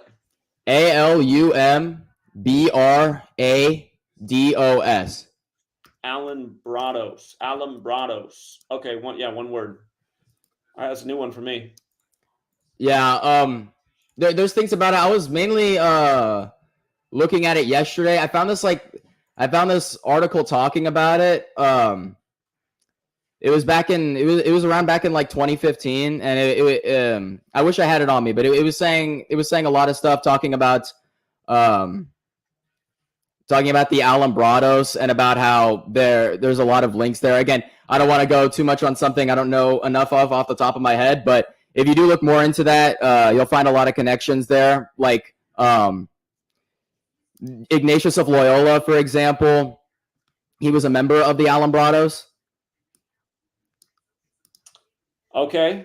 That's documented there too. He was brought. Yeah, there we go. I found it. Okay. Yeah, it says here Ignatius of Loyola. If you read it off Wikipedia, you'll find that it says Ignatius of Loyola, while studying at Salamanca in 1527, was brought before an ecclesiastical commission on a charge of sympathy with the Alumbrados. Doesn't it make so much sense? And that's what I was noticing right away. Is I'm like, okay, they're the same time period that Ignatius of Loyola is alive and the Jesuits are being created. Yeah, and then again, the man who founds the Illuminati is Adam Weishaupt, who's Jewish, who's Jesuit trained, a Jesuit priest. And again, Order of Illuminati equals the Jesuit order equals 201 equals him dying 201 days after their anniversary of their establishment, just like Israel, State of Israel 201, and David Ben-Gurion dies 201 days after the anniversary of its establishment, going with Israel being established in 48 when Illuminati equals 48. And then Donald Trump's another 48, who's part of this Jesuit fraternity. And he's saying, like, if he was in, this wouldn't be going down in Israel. This wouldn't be going down in Russia, Ukraine. World War's got that 48 like Illuminati. Okay, yeah, I didn't know about this, so I got to research. I mean, yeah, this is a greater piece of information. Yeah, and where it all ties together. Yeah. Yeah, exactly. By the way, it was inspired, the Alumbrados, it was inspired and led by the teachings of the Roman Catholic cardinal. His name is Cardinal de Cisneros, and he was high-ranking among the Roman Catholic Church, by the way. So you had the inspiration from the Catholic cardinal, Ignatius of Loyola, a member of it in the 1500s when all this is going down. And yeah, also, by the way, there's 70 Vatican officials who choose who the Pope's going to be. There's 70, just like how Francis 70, Francis 70, Vatican 70. Yeah, Francis 70, Vatican 70. I see the name of this society is 34 like France, and the Jesuits were founded in 1534. So, yeah, and then right after the next paragraph's about the Franciscans. That's why Pope Francis' name's Pope Francis, because he's named after St. Francis of Assisi, just like San Francisco is. San Francisco and Pope Francis both equal 122, the city on the 122nd meridian. Like satanic equals 122. And again, the Satanic Church was founded in San Francisco, the big 122 city. And the founder of the Satanic Church died in a big 201 ritual. Anton LaVey had 201 days after his birthday and 201 days before the popes. Yeah, I got to go down this rabbit hole because I think this might have been just like more mortar for the cracks that just really brings it all together. Yeah, great. I did not know about this. So this is a great find. Yeah. Yeah, as I said, I encourage you to look more into it. And even more, I have to research that myself. As I said, I just discovered it like a few days ago when doing a little bit more research on it. But yeah, also, yeah, I know I've been on here for a while, but just to touch on something else, like in light of Trump, did you know that June 14th, in addition to being the flag's birthday, it's also the day that the military, the U.S. military, was born in 1775. The military's birthday is June 14th, 1775. The year or 2 years before the flag. I did not know that either. Good one. Yeah, you know, Trump loves the military. And I do think they're probably gonna bring them back, you know, probably more funding to the military there. Yeah. But yeah, pretty much really all I wanted to go over. Yeah, just mainly that because when I just saw you with that May 20th thing, I was like, yeah, I have to look more into that. And I saw the Christopher Columbus, and I figured I might as well mention the Alumbrados that I was doing research on for maybe you to look into too, when I saw that Columbus died in Spain. All right, I will. Appreciate it. Great call. Thank you. Thanks, Zach. All right, bye. All right, we got Laura joining us and Slick Nick. All right. Appreciate it. Hello. Can you hear me okay? Sure. You got in the room first, Laura, so both of you can take your turn. Real quick. Can I just please go real quick? Because I have to go play basketball and I got to go like in 5 minutes. All right. Real quick, Slick It's just real quick. Go. So You have to make it quick. I heard it's going to be real quick. I heard you talking about Douglas. And of course, you know, I went to Douglas during the time. And I just wanted to show you how they managed to change the school logo right after the shooting happened, and it was so close to the Super Bowl winning of the Eagles. And so here's the after the school got shut up, they gave us these shirts, and you could tell that this is the Eagles logo. I mean, it's identical if you look at the Eagles logo. Right. And you know, Mr. Alshon Jeffrey, the first touchdown scorer of the Eagles, he wears number 17. Then 10 days later, the shooting happened, 17 died. 10, say 10, and, everything that happened with that. Now, I took this from the lawn of Douglas, and you could tell that this is the new logo here. I mean, they completely changed it up, completely. So, and then 5 years later, the trial comes, and the Eagles are back in the Super Bowl versus the Chiefs. So, we just lived in a big scripted, it's just crazy. So, indeed. Hey, I it's just good wanted to to see you. Yeah, it's good to have a face now. Now I know the face with the voice. I actually showed my face real quick on last time Simple Troll was on here pleading his case how he wasn't fed or anything like that. But that was back in 2022. It was so long ago. So time flies. But yeah, I just want to say thank you for the work. And I'm going to go play some basketball in this beautiful weather. So you have a great night. Okay. All right. Yeah. Enjoy it. Thank you. All right. There's the balance, getting the exercise too. All right, thanks for coming on, Lauren. And thanks for letting him go first. Yeah, of course. How's your day going? It's going all right. All right, cool. Have you looked in? One of the big stories that I'm looking into is Haiti. And I looked it up, and Haiti is actually a 47. So if you could help me with that, and I can give you some info. Are you talking about the Pastor Hagee? Haiti. Oh, yeah. Oh, Haiti. What's going on with the resignation? Yeah, all that stuff. Let me turn my volume up a little. And you can hear me fine? Uh-huh. Okay, good. I put it in the calculator. I just wondered what Haiti was, and it's actually equals 47. Now, just a few minutes ago, it broke on the news. I'm sure everyone's heard everything going on in Haiti and the opposition leader barbecue, which I about fell over when I heard the name, honestly, because it just seems so out there. I mean, is he BBQ for short? It's so silly. It's also silly, but he's going to be taking over if the guy resigns, but their prime minister is actually in hiding in Kenya right now. I just read. Huh. So, but I do feel we're getting to a point with the media as well, where they're just coming at us with so much. It's hard to even, digest what is going on. But you brought up Obama a little bit ago, and I'd like to say that I believe with Obama and Netflix, they are promoting some sort of, through the media, some sort of cannibalism. It sounds bizarre, but let me explain. I'm sure everyone's heard it be used in Haiti. Netflix also put out a movie called Silence in the Snow, which is based on the movie Alive and the book Alive from the 1990s. And it just seems to me, they just came out with another show on Netflix, and it's called Chicken Nugget. And it's about someone's spouse being a chicken nugget. To me, I find it odd, and maybe it's just me. Sometimes I have to question, but it does seem there's a huge cannibalism theme in the media. And I just wondered your take on that. I wondered I guess I should look up what is cannibalism, the number, and if you've noticed any sort of trends in the media with that. Well, Netflix recently did the remake of Alive about the 80s rugby team that crashed in the Andes and had to eat each other to survive. Yeah. So they kept that up there at the top of their ratings for a while, and it got a lot of attention in the media, the remake of that. Because I remember as a child, like if there's like 5 news stories I remember as a child, that's one of them, because my mom would always bring it up, like how horrific that would have had to have been to eat somebody.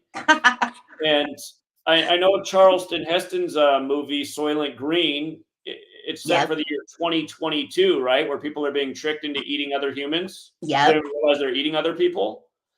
So we've been talking about that. We're like, God, they predictor program. This isn't going on, is it? And I pick up a lot of stuff in the media, and I watch not a lot of media. I guess I read a lot of media, but you have to just digest it, with a pinch of salt.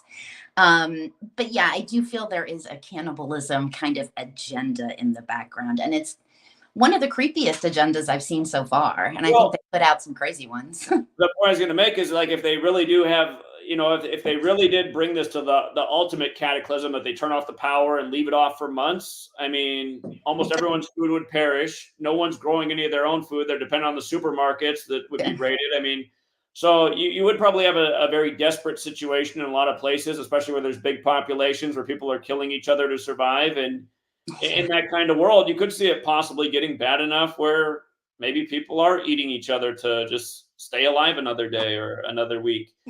Well, unfortunately, they're super introducing it to me in the American media. So I always. Well, there's the zombie movies and everything, right? I mean, the zombie movies are kind of like that. And it's been over it was probably around 2008 or 9 that like the #1 selling book in the country was something about the Lincoln and zombies. And at the time I was like, what the hell is this? Do you remember? Do you know what I'm talking about?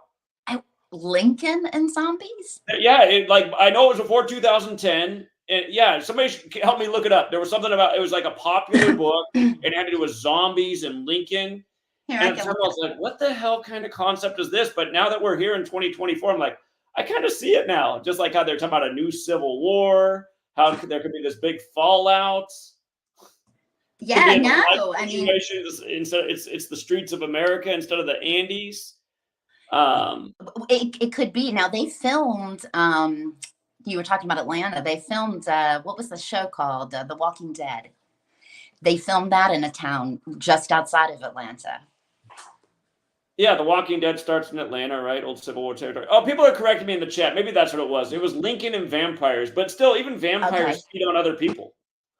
Well, it's one of the things, you know, I saw a YouTube video pop up that was recommended, which is a wild experience, but, and it said you may be, you know, a vampire, and it had all these different people. So possibly it's all in the same category, you know, but that is sort of what I had to say on Haiti. And well, you're thinking about Haiti too. We've been talking about how the assassination of the last president was a huge Jesuit ritual, and then there was a famous Haitian rapper who just put out an album about an earthquake, and then the earthquake was 47 days from the album coming out, which was right around the time of the assassination. But anyway, the guy who replaced him more recently was Ariel Henry, who took office on the 201st day of the year, big Jesuit pattern with 201. And then he just announced his resignation on the 72nd day of the year. And we're always talking about 72 and 201 and the Jesuits. And again, you got Pope Francis, the first Jesuit pope, on the 72nd day of the year. He becomes pope. Then he's the first to live in Suite 201, and his name equals 201. And they just put out that thing about the Jesuits in the Civil War in Japan 72 days after his birthday. But anyhow, we've been talking about the Jesuits in Haiti for a long time. And yeah, just this week, you got more examples of exactly what we're talking about. Well, just a few minutes ago, they released on Fox News that whoever the governor of Florida is, you know, DeSantis? Yeah, DeSantis has had to stop a dinghy, or a rubber dinghy, which I don't know if Americans are going to know as much what that is. A rubber dinghy? Yeah, stop. Is that a yellow duck in the tub? No, it's what the boats are that in Europe, when the EU, you know, Merkel just said everyone can come in from the Syrian war. That's just, I mean, that's what they float in on. It's like a blow up boat.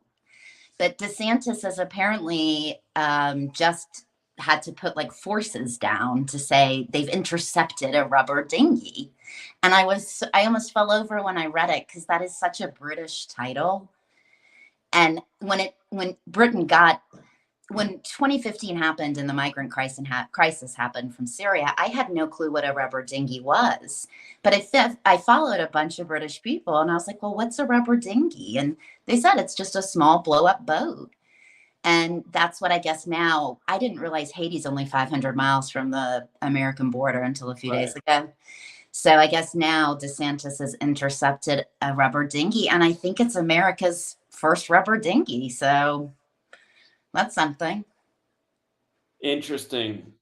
So here we go. There was 25 migrants on it. 25. Yeah. Perfect. Yeah. It's just okay. Yeah. So, but no, the TikTok. Have you looked at that lately? What Congress voted on the other day? Yeah. Yeah, I covered that. I saw you did. Did you see that that China came out and said America was a bully? Well, I guess that's a true statement. It is. They said that they are USA as being a bully, and that in the end China will win. So that they've told Americans that. Well, they know they'll win because they already own half this country's infrastructure. Yeah, they own a ton in England too. Yeah, a lot of people who are driving under tolls right now, look into where your toll money goes to. It's been going on since like the 2000s. When I was driving under the tolls in Indiana and Detroit back in like 2008, 2009, the person who's living there was showing me how all of that's going to China. That's like hardly any of that money we collect that goes to the States. And it's the reason that's so is because these are the countries that give us all the, again, when we have to create more financial debt, we have to get other countries to loan it to us. We got to pay them back. So you know how we're paying back China? We're paying them back with interest as you drive your car and get $3 in more tolls each day or $5 in more tolls. That money just goes to China to pay for the loans. And then what were those loans for in the first place? Like needless wars that made the rich people rich, the same ones who also get all the laws in their favor so they don't even have to pay taxes. Like you have to pay the taxes, but they don't. They're making all the money off the war. You're paying for the war. You know, they're just profiting. They get a write-off. Yeah, I made $10 billion this year, and because of my laws, because of my tax bracket, I don't have to pay a damn dime. You guys got to pay for all the tolls. And that's and again, people are like coming here and talking shit to me. I'm the one trying to wake you up to what this nation's all about and how bad we're all getting sold out. And you're getting mad at me. That's what I don't understand. That's why when I look at the Georgia Guidestones, I say, you know what? 20 years of this shit, I'm saying, bring it on, man. I want to see these people get cleared out. Yeah, well, society has definitely, what would the word be, degraded in the past 4 years. I think it's lost a lot of its humanity in the last 4 years. I mean, we've had a lot of shit thrown at us in the last 4 years, you know? More than the last 4 years, man. You are so correct. I think it goes back way for it. Well, you always say the sun never sets, right, on the British Isles. So, I mean, it goes a lot further back than that. But I just, you know, this society, from my upbringing, I grew up in the 80s and 90s. This society's been degenerates the whole time, man. It's a society of degenerates. Well, Zach, I think that you're a highly intelligent person. I think that, I mean, and you always say, well, learn the work. And I've read your books. You're very well written as well. I believe that you're able to just like kind of hold these numbers. And I mean, when I listen to you, sometimes I'm like, how do you remember that? Like I've got a list here just to call in. And I'm not even doing gematria. So what I don't understand is that type of division. And that type of, I don't know what their problem is. You're not, all you're speaking is the truth, really. Well, in the years of all the ranting, which I didn't start out with, I've given a lot of people a reason not to like me, but they should understand why I'm ranting. There's a reason I'm mad and annoyed, and rightfully so, I would say. I would say so as well. So I think it's just, I don't understand it. And that's one thing I see on Twitter more, or ex-Twitter, excuse me, is the British people forming groups and going into, I think they call it a stream now. And they have like 500 people in there. I think a lot of the countries of the world, the people are a lot better at collaborating than we are. I'm sure there's other nations that have similar problems, but we are really bad at collaborating in the U.S. And that's because of the system we grow up in. We grow up in a system where we're put into the state classroom and made to compete with each other, essentially on all levels. Everybody wants to be numero uno. Well, that's the thing. And everyone has such a big ego. No one can admit if they're wrong a lot of times as well. So, and to me, that's very American. Yeah, but my sister can still not admit that. She started out in 2013 that I'd lost my mind and was a schizophrenic, and all this was just the dumbest thing ever. I think Hump's is schizophrenic. She knows it's not anymore, but she will not. Now she doesn't say anything bad about it. She's like, "Oh, I heard you got the Super Bowl right again." Like, oh, well, I guess that's sort of an acknowledgement, but then she doesn't want to talk about anything. Well, and that's how it goes. You know, I think either people's brains are open to it or they're not. And I will admit, when I first found this work in 2021.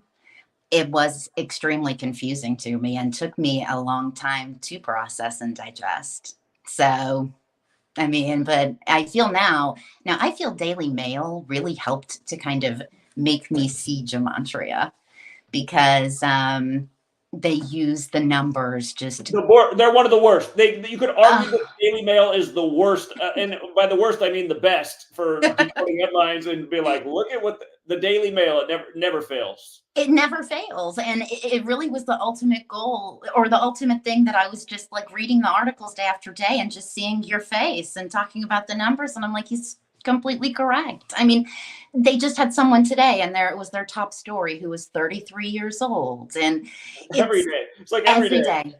It's crazy. And I mean, that's really what, besides you, helped to kind of wake me up was, and my nan, my grandmother, read Daily Mail when I was growing up, and 'cause we were in England for part of that. And so to me, I always know to read the articles. Don't trust the headline, just the headline. You have to read it. But that's any place. But it's a little tabloidy, but you make it you get a little bit of more fun. You just see how all news is becoming more tabloidy, because that's where the population is. Like Fox News right now tries to do half news, half comedy. They're like trying to be the Daily Show through all segments. Oh, I know. I mean, Fox News is bringing on comedians all the time. And I got to admit, sometimes they actually bring a guy on who's funny. I'm like, I got to look up this guy. Who's he? Not that I'm not trying to side with Fox News. Again, it was founded by Republicans. Like I said, it's just another wing of the bird of CNN, but they're really trying to be as entertaining as they are informative. Not that they've ever been informative. It's all political partisanship, but. Well, I think you're right, though. I think that, I mean, to watch the news channels now, it's CNN and Fox News. And I always say you should watch, just because it's always good to know what your enemy's up to and what they're feeding to the masses. But I mean, the commercials on there are just insane. The medical commercials, I can't. As you say that, I meant to call this out. I got to call this out. If you watch Fox News, they're always telling you to eat a gummy that's the same as eating 5,000 vegetables a day. I'm like, see, this is the people who are watching this. The same who believe the news think they can eat that gummy, and it's like 5,000 fruits and vegetables. And those ads for Balance of Nature, they bring on all these actor doctors and be like, oh, yeah, you eat the Balance of Nature. You're going to be like eating fresh gardens out of the Garden of Eden. Yes. And then so often they'll have somebody wearing the Star of David in the end. I'm like, man, oh my God! You talk about taking advantage of the Go Yums. They know they're marketing to the same people who literally eat Go Yum products from 7-Eleven. And look up there's an article by the Jewish Forward written "The Secret History of 7-Eleven," and it says the name is attributed to Jewish gematria. Look up anybody can look at that article. 7-Eleven, the forward, the secret history of the name, and how it all comes from gematria. Go Yum products is what they serve their people there. But another ad that Fox News does that I know is some kind of scam, even though they make it seem like it's the most legitimate, and I bet they just rake tons of money every day. They use Mark Wahlberg and Andy Pettit for half their ads. Again, Mark Wahlberg, the actor, and Marky Mark from the Funky Bunch, and Andy Pettit, the former pitcher for the Yankees back in the time of 9/11. But it's tunnels to towers, and they're begging everyone to donate $11 a month for 9/11 victims and troops who got injured in the war. And again, I don't mind the thought. It's just that the latest ad campaign for that, I've always known something's up with asking for $11 when 9/11 was the Super 11 ritual, and using a guy like Mark Wahlberg, who supposedly got off the plane at the last minute or would have died on 9/11. That was part of the story at the time. Him and the Family Guy both have that story. But Andy Pettit was in the World Series right after 9/11 with the Yankees. But they're begging for $11, and if people can't remember, New York's the 11th state. It happened on the 11th of the month. It was flight AA11 that hit the buildings that look like a big 11. 11's the master number. 11 years to the day, George H.W. Bush gave a speech about a new world order that'll be realized. And anyway, the latest ads that they're doing for Tunnels to Towers, they're not talking about how great St. Francis of Assisi was. And now it's about, and I'm just like, oh my God, haven't I been telling you guys the whole time that this is some big scam 9/11, and it's the Catholic Church and the Jesuits who are based in the Franciscans. And now we find out about the Ulumbrados, which brings the Jesuits and the Franciscans together, and the Illuminati all in history. But whatever this Tunnels to Towers thing is, I'm not saying that they probably don't do good. Otherwise, they wouldn't exist. They'd be totally busted. But they claim that nearly every single dollar is going. I doubt it. They say every single dollar is being used for the mission. What if you found out the missions to make these same guys who exploited the plebs like Mark Wahlberg and Andy Pettit and the other celebrities? What if you found out most of the money was going to them to do the advertisement? And they're like, see, we're giving most of the money to the cause. They're part of the cause. They're doing the ads for us. I bet at the end of the day, it's something just like that. Why are they asking for $11 and now it's about St. Francis of Assisi? I'm just like, it's too much. Yeah. See, to me, Fox News advertising is a scam, and that's true for all news networks. But all they advertise is Mike Lindell, who's another idiot. Why my sheets only $100? It's like you can get sheets like that at fucking Kmart for $10, dude. What kind of good deal is that? And then he always has Jesus in the background and the flag. It's like, didn't anybody read a book growing up? All kinds of people warned that the biggest tyrants would come wrapped in Jesus and the flag. I mean, a lot of people warned about this over the centuries, and now you got Mike Lindell ripping you off with his greatest slippers of all time. He literally was selling those slippers at first for $20. Because I watched the news channel, so I see. But there was a period where he was selling them for $20, and then he stopped running that ad. It was nothing but sheets and towels. And then a month later, he's running the ad for the slippers saying it's the greatest price of all time. And now they're $80. And it's like, wait, he's literally telling these audience with Jesus in the background it's the greatest price of all time when it's 4 times what it cost 2 months ago. It's like, these people are just taking advantage of dummies. United States of amnesia, they're getting scammed in every way. They're eating their vitamin gummy. They got their Mike Lindell slippers on. They're watching Fox News. They can't wait to vote for the orange man so they can go to be with Jesus in the eternal afterlife. And then they're coming on my video like, I don't watch stuff like this. This is conspiracy theory. But it is a nice thought if you think about it. Like if you think Jesus is just coming back, you don't have to worry about anything. Exactly. All you have to do is just pray to Jesus and you will be saved. So don't worry about, and that's concerning as a society to think that there are so many people in that kind of mind frame to me. Mm-hmm. But one thing about Mike Lindell, just for the audience, if you want to laugh, Google Mike Lindell Atlanta interview. And the police it's a lawyer who interviews him. And Mike Lindell is absolutely, it is out of control for a man selling such relaxing products, such as slippers and pillows. He really gets his knickers in a twist. I mean, he is so upset. He is just pounded by this attorney who is very kind of forgiving and good at his job, but Mike Lindell loses his shit. It is hilarious to watch. Okay, I'll check. I haven't seen that. I don't know.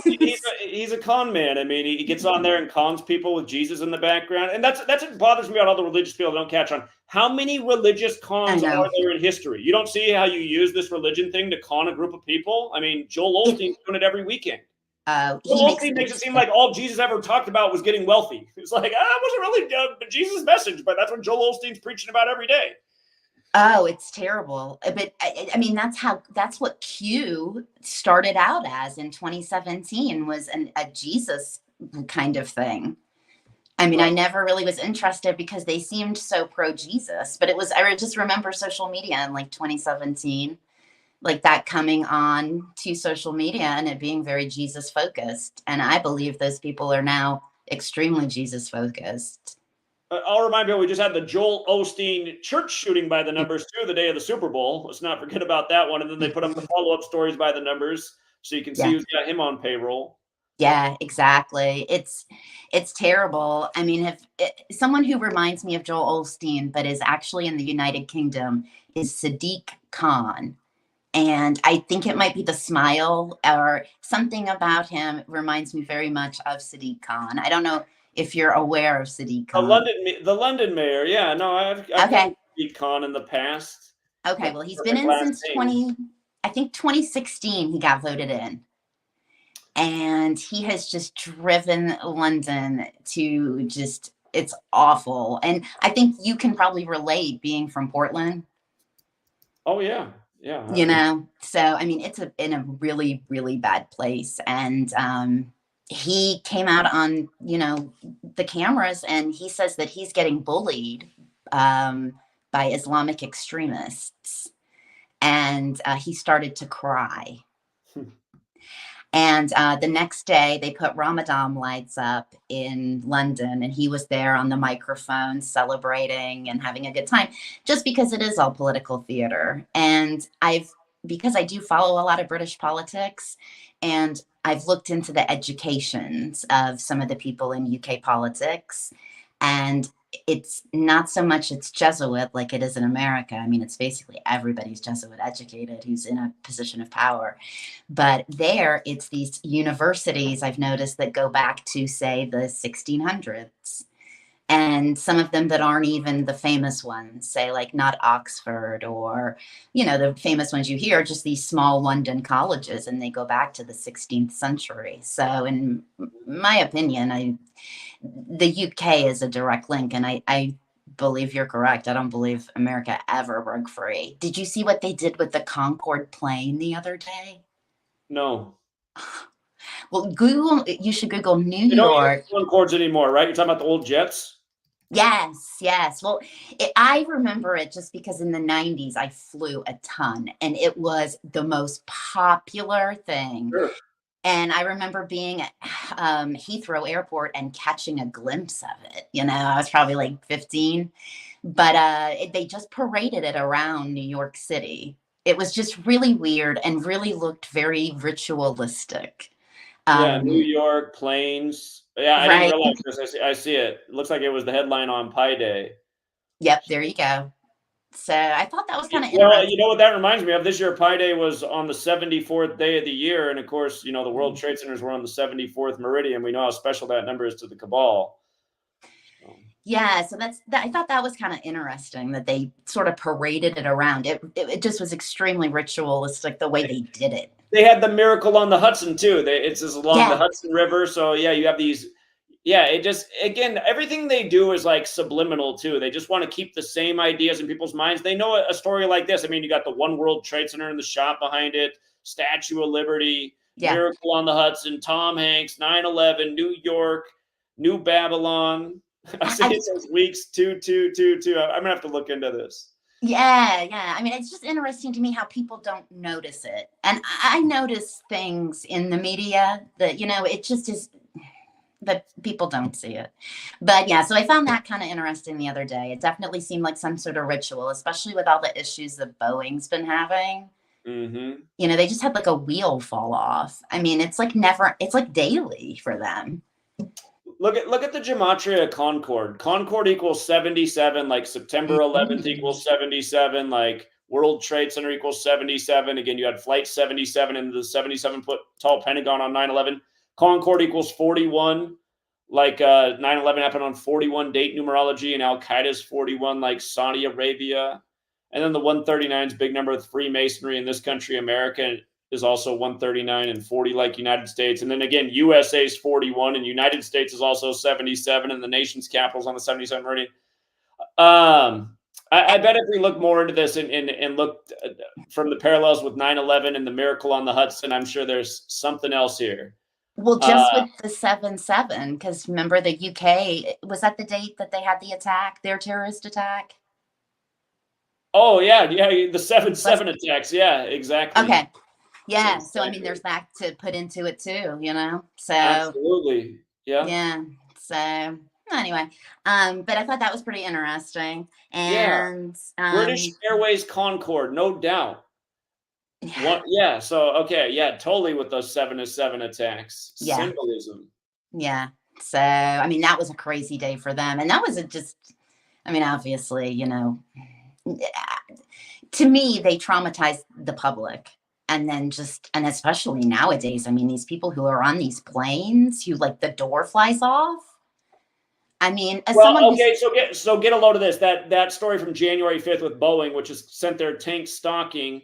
That was the 263rd day of the CEO's age, which is the 56th prime, and the CEO's name equals 56. And then that goes back to 9/11 too, because all three planes that hit targets were Boeing.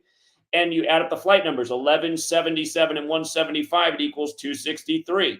And I'll remind people, YouTube took down my live streams where I went across the nation from Seattle to New York, gathering people. They took down that whole channel. They just deleted the whole channel, even though I had no strikes on it, 263 days after we all got together on September 11th. So even just the way YouTube's playing jokes. But yeah, that's not an accident with the whole Boeing thing. It's just like they have to do this stuff to create a story, to manipulate a market, and the tyrants will make a ton of money because they're making money on the way Boeing goes down, and they're going to make a ton of money on the way up. All of these lies and stories and rituals is what puts more money in their pocket. And if you'd say, well, why would the Boeing CEO go along with it? Well, how much is that Boeing CEO making despite the ritual shaming of failing the company even more? How many of you guys would, in the United States of amnesia, would accept to be the shameful Boeing CEO that everybody's going to forget about 2 days after the story's over, while he takes home his compensation package of probably tens of millions of dollars at least, if not in the hundreds of millions? I think most of America would be like, I'll sign up for that. Yeah, you can shame me in the news for a year if I get to walk away with that. And that's exactly how this story will unfold. So when Bill asks, it's the same like, why would these sports athletes go along with the rigged game? Because they're making 30, 50 million a year. Like, why do you even have to ask me that question? Back on the short bus. Well, unfortunately, we're in a society where people will do most anything for money. Exactly. Literally. So, I mean, it's a very tough spot as a society to be in, because I think part of their game is they don't want us trusting each other either, and they want us all isolated. Indeed. So, but yeah, I think that's all I've got. Well, I really appreciate your appearance here and everything you brought and bringing attention to this story. I'm sure there's a lot more to this. I'm going to look more into this British Airways Concorde. There's a ton. But and the Senate is trying. I guess the House passed that bill about TikTok super fast, so that the Senate now is trying to slow it down. But one of them wants to buy a platform. Steve Menendez. Is that him? Is it Menendez or Menendez? Menendez, not Des. It's Menendez. Yeah, it's like a weird Steven, and then it's M-U. Mnuchin. They said he was Mnuchin, the Skull and Bones guy. Okay. Yeah, he's the former Treasury Secretary. He did the big ritual when the George Floyd thing happened. He was a big part of that. Okay, well, I knew you'd know who he was. He made the news yesterday that he wants to buy the platform TikTok uses. And he's Skull and Bones. Okay, well, that makes sense. Skull and Bones member. That makes perfect sense. So so if you go back and look when he was the Treasury Secretary, one of the stories they ran in the media was that he did for the wallpaper of his house. He did all dollar bills for the wallpaper of his house.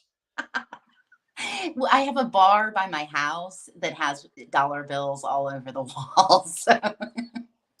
Yeah. That's crazy. He's crazy. He announced that they weren't going to do the Harriet Tubman $20 bill just days before George Floyd got caught with the counterfeit 20. And again, Harriet Tubman's 201, like George Perry Floyd and all the 201s and that. And it's a reminder that the Skull and Bones movie came out 201 days after Paul Walker's movie, who gets a red Porsche in that movie about Skull and Bones, and then dies in the weird way in the red Porsche. 5 years to the day at George Herbert Walker Bush, who was in Skull and Bones, dying. Paul Walker, George Herbert Walker. Anyway, I'll look into this. I didn't see the Steve Mnuchin TikTok thing. He was the 77th United States Secretary of the Treasury. So. But yeah, I think that's all I got. But yeah, thanks for having me on. I appreciate you. Okay, appreciate the observations. Thank you. All right, take care. All right, take care. Huh. So he wants to buy TikTok. Yeah, I'm sure there's a lot to it. It would have been 84 days after his last birthday. United States of America is 84. Again, they want control over the Chinese application.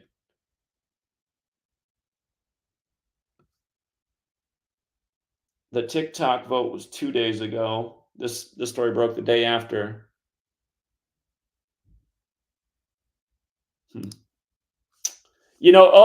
Check this out. The nickname for Skull and Bones is Brotherhood of Death. And that means that the vote to make sure that TikTok, whoops, I missed, it's supposed to be F, not B. Brotherhood of Death has that 83 in it. It's also got that 187, like Washington, D.C., like Society of Jesus, like Ancient and Accepted Scottish Rite of Freemasonry, like George Washington, like Holy Roman Empire. But the vote would have been 83 days after his birthday that created this situation. And then the next day, 84 days after his birthday, he's saying he wants to take the thing over.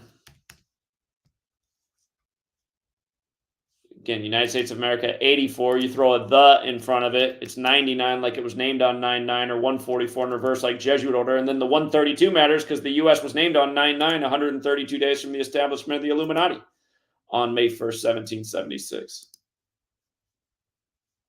So yeah, I'll look more at this Steve Mnuchin thing and this Condor thing. That this is the same week that CNN brought a focus on contrails. Unbelievable. Right, yeah. Skull and Bones goes by 322, which goes with who died in 322 in Genesis 322, and Kabbalah's Tree of Life with 3 pillars and 22 paths.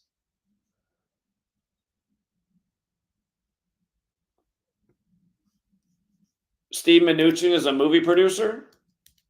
Here, let me look that up. He'll have an IMDb if that's true.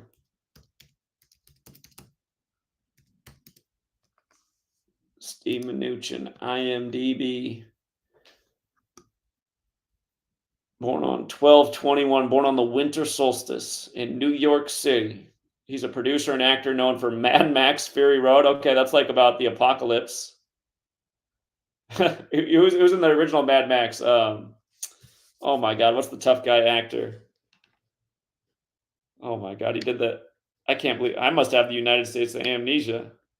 I watched enough Hollywood. Same guy who does all the Lethal Weapon movies. Mel Gibson, Apocalypto. Got criticism for that one. Apocalypto reminds you about how back in the day governments used to sacrifice people.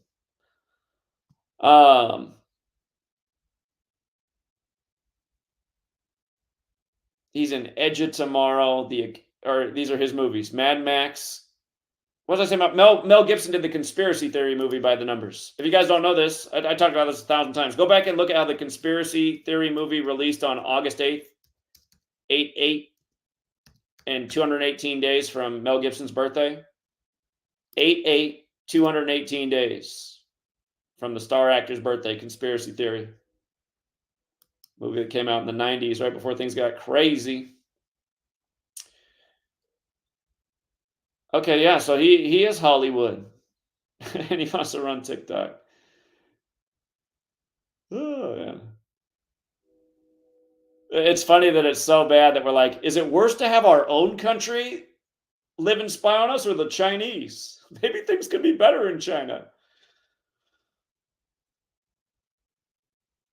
He's got 44 titles as a producer. He's got a ton of movies. Wonder Woman, oh, that fits. You know, the female takeover. King Arthur, Legend of the Sword. The Lego Batman movie. Huh. Rules Don't Apply. The Accountant. Yeah, we might want to look more into Steve Mnuchin's film history. Suicide Squad. Central Intelligence. Really. Lights Out. Woo, man. Might have all the jokes in his movies.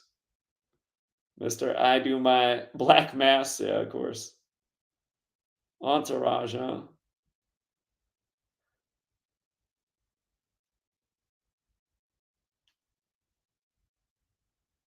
So he got into movies in 2014 and he did all this since then, and he had a federal spot? Is that real? Between 2014 and 2017, he was in on all those projects? That seems unrealistic. Again, a lot of these actors on the world stage, their names get attached to things that they don't really have anything to do with, like, say, Elon Musk and SpaceX, or Tesla Motors, or Bill Gates and Microsoft, or Mark Zuckerberg and DARPA's LifeLog renamed Facebook, or Jeff Bezos and Amazon. You start looking at all the numbers, you see it was all nothing but ritual all these years.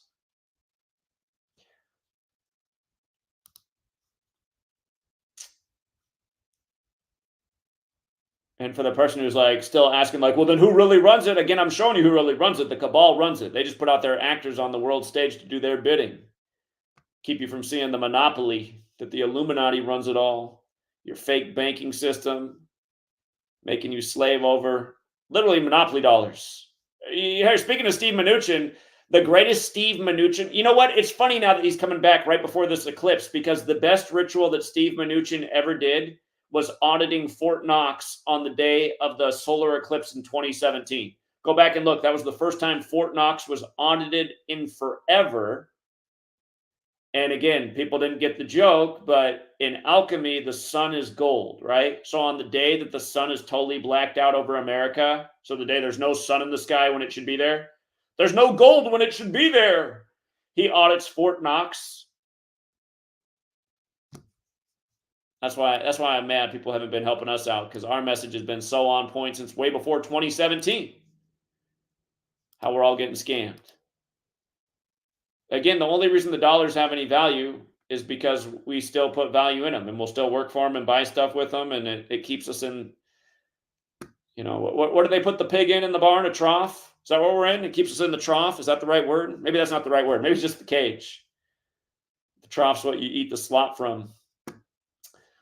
So I think that's the way it is. You eat the slop from the trough and you're in the cage. Or in 2030, they'll call it in meta. In meta, and Amazon will deliver the slop to your door, the red slop or blue slop, straight from Wally. Thank you again, Oscar. I appreciate your generosity. Shout out to Rick James for the subscription. And again, thank you to the beer guy who donated 5 British pounds. 2 hours. And oh, we got somebody who jumped in the room. Tony, what's up? Hey, what's up, Zach? You can hear me? Loud and clear. I know you didn't do TFR on Wednesday night, but I wanted to make. Did you watch the last TFR that I did? I mean, I pretty much explained why there'd never be another TFR episode again. I know, but I thought you would put out a video on your own during that time. I will start. Yeah, I got some big news this week, so I had to end up doing something else on Wednesday night. All right. I hope this is not really off topic, but I wanted to make this point quick. Since you've been doing this for the last 10 years, out of all the sports championships, I have never seen the fans got shitted on more than the Kansas City fans. You mean with the shooting thing? The shooting thing, the fentanyl, the cold game. Now, did you hear that people getting limbs amputated because of the frostbite and stuff? I'm like, get the fuck out of here. Really? No, yeah. I didn't know that. Well, we explained this 1,000 times. You win a sports championship, it might be a fun moment, but then there's always some kind of negative story that comes with it. Everything's a give and a take with the cabal. But out of the last 10 years, you never seen this much stuff happen to the sports fans, right? Well, I'd also here's how I'd point it out. I mean, the sports championship that matters more than any other is the Super Bowl, and the Chiefs just won 2 in a row, something that hadn't been done in 19 years. And so maybe, that's like the biggest accomplishment in the time we've been doing this. So it also comes with the biggest consequences. Cause I never see 3 fans down fentanyl with Patrick Mahomes jersey. Right. Then you have the shooting at the parade. Then it was the cold game. Now, a couple months later, now people get their fingers and toes cut off. They had to give up Norma Hunt and Len Dawson and a whole bunch of other people along the way. And who just died? Mr. Washington for the Kansas City Royals. And I mean, there is a lot. So I just wonder, any other time that you noticed it like this? That's what I'm saying. Maybe not. There's been some bad things that have happened, but I don't remember a mass shooting this bad. They did say there was a shooting at the Eagles parade, but it wasn't as big of a deal. It wasn't as big a deal as this Kansas City one. Right. It wasn't. But and you didn't get 3 dead Eagles fans overdose of fentanyl. Right, and or Patrick Mahomes' father getting his 3rd DWI. Exactly. Right. You still there, Tony? Yes, I'm still here. Okay. All right. What else is going on?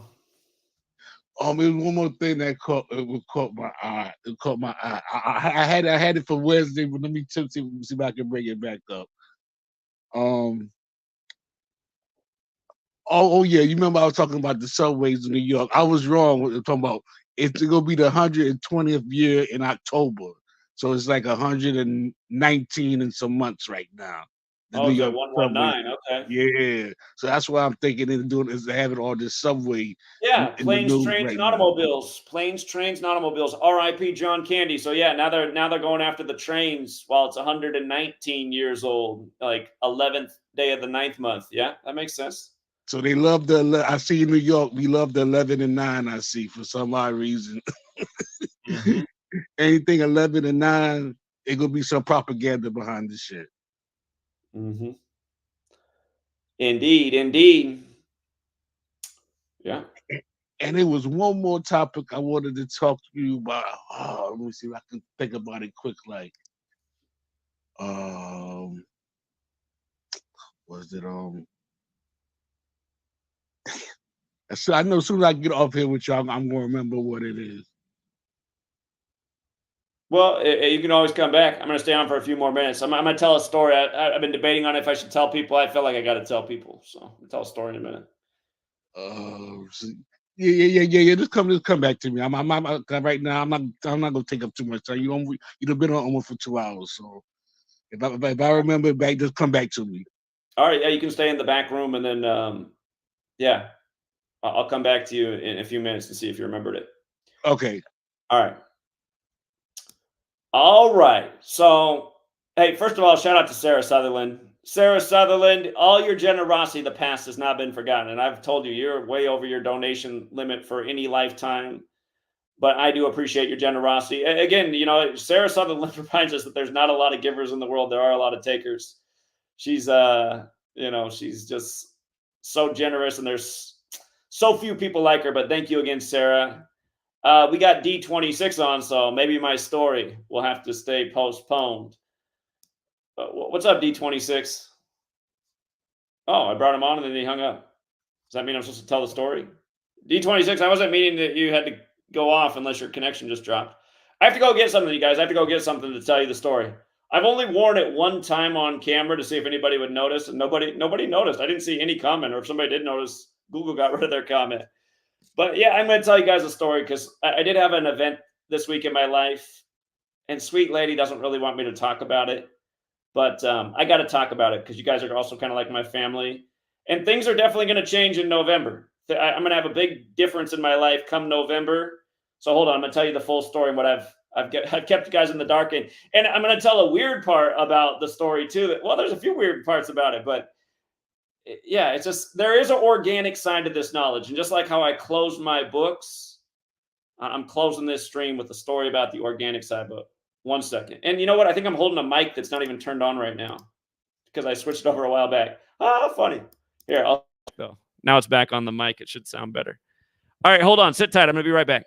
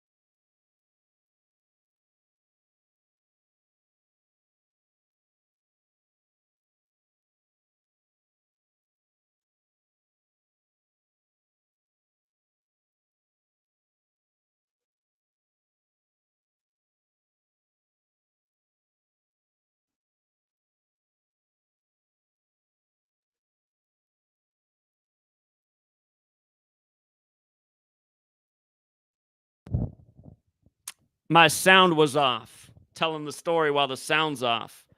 Have you guys figured out what story I am telling yet? I'll tell it all over again. Okay. God, I can't believe the sound was off. Switching the mics too much.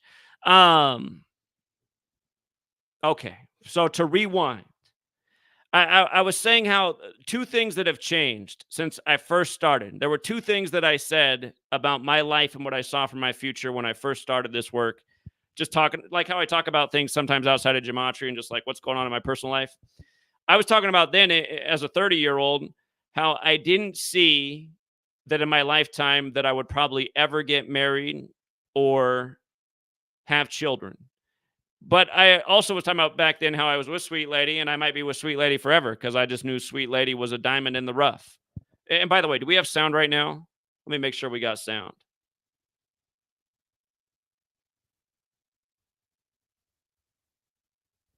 Okay. Yeah, sorry about talking without the sound off. I was telling this big story with no sound. I'm glad I noticed my phone was ringing. I had it on silence.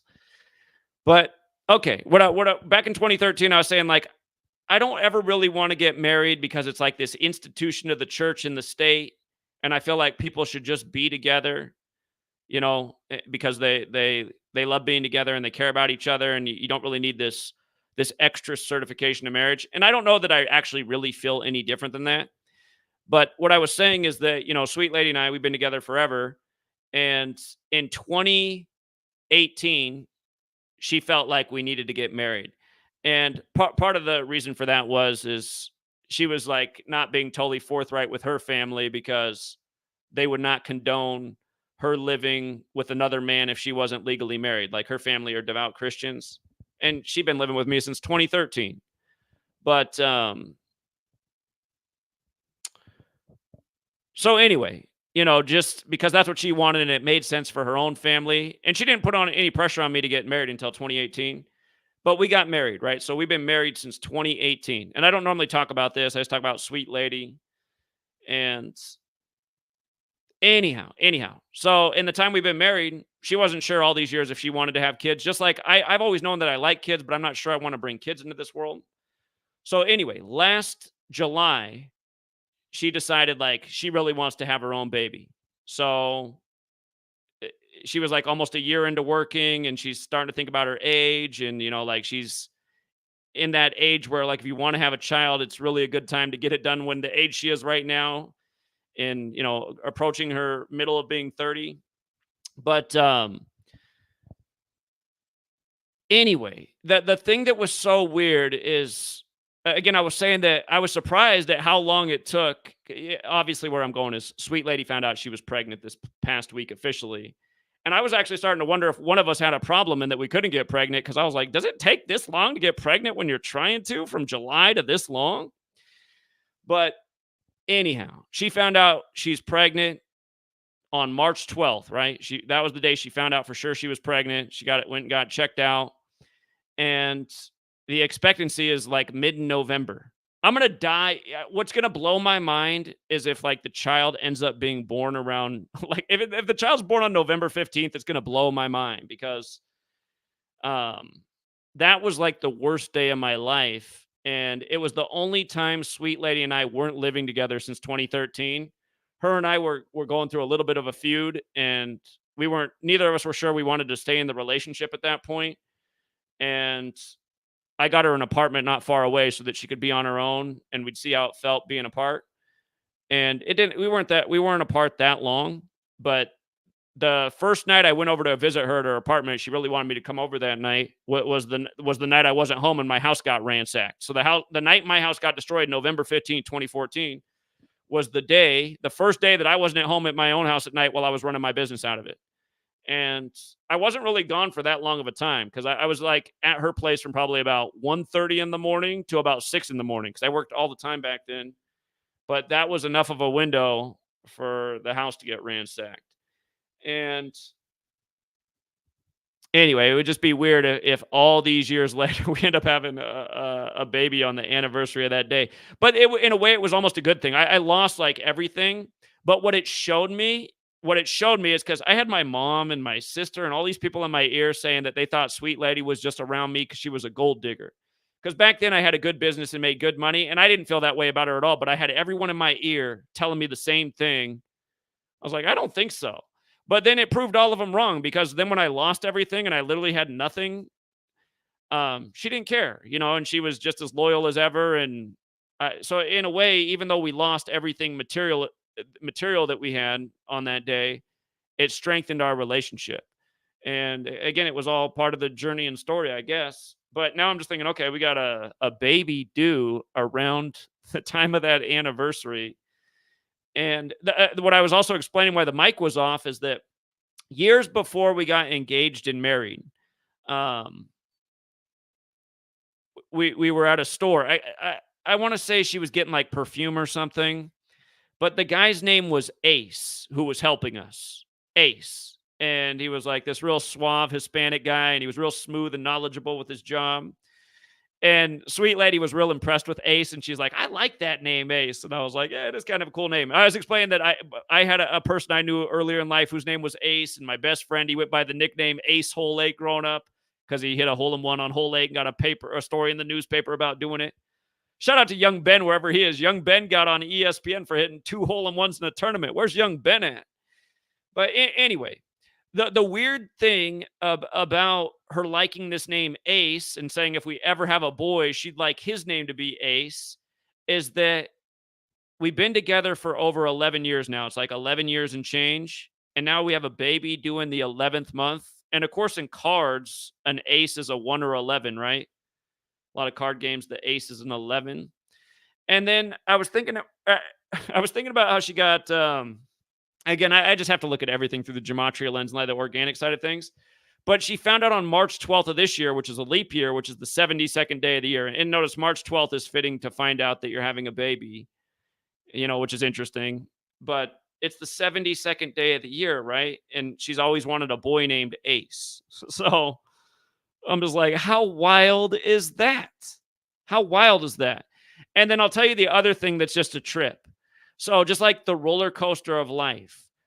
Remember, one of the things that intrigued me about Sweet Lady when I met her is, again, she really, when we first started dating, she really wanted me to read the Bible, because the only thing she really wasn't sure about with me is that she didn't like that I wasn't Christian. And she understood that I was raised Christian, but she didn't like that I didn't identify as Christian when we first met. And so I started reading the Bible, and I was glad I started reading the Bible, because it started reminding me about what I used to ask when I was a kid, like, what's with all the numbers in the Bible? What's with these specific numbers? I remember being a kid and my Sunday school teacher couldn't tell me. And then I've been thinking about how, like, for the last decade or so, I'd been thinking about just all the number rituals from 9/11 to what I was seeing in the news. And so that experience with Sweet Lady also kind of helped me look more into what's up with numbers, and eventually leading me to this gematria thing. But then the other thing about Sweet Lady that I liked when I met her is her birthday was George Orwell's birthday. Some of my favorite authors were George Orwell and Kurt Vonnegut and Herman Hesse and oh God, I can't think of another. The guy who wrote Catch-22, I can't think. Joseph Heller and some Hemingway. And I have Ernest Hemingway's birthday, but I thought it was funny that Sweet Lady had the birthday of George Orwell, because Sweet Lady's from Burma, and George Orwell's first book is Burmese Days, right?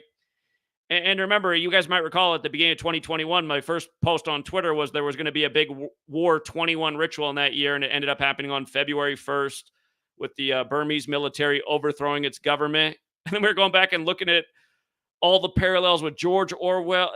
Captain Tom of the Burma campaign died the next. It's a lot to explain, but Captain Tom died 56 days after Maggie Keenan got vaccinated, and he died from COVID, where Maggie Keenan's 56 and coronavirus is 56 and COVID vaccines 56 and Burma campaign's 56. Again, he was remembered for the Burma campaign, died 56 days after the Maggie Keenan thing, died in a 201 ritual, 201 days after being knighted by the Queen. Anyway, the reason all this matters is because, again, I was just blown away when the biggest Jesuit war ritual in the world went down. Hold on. Sweet Lady's calling right now. Hold on.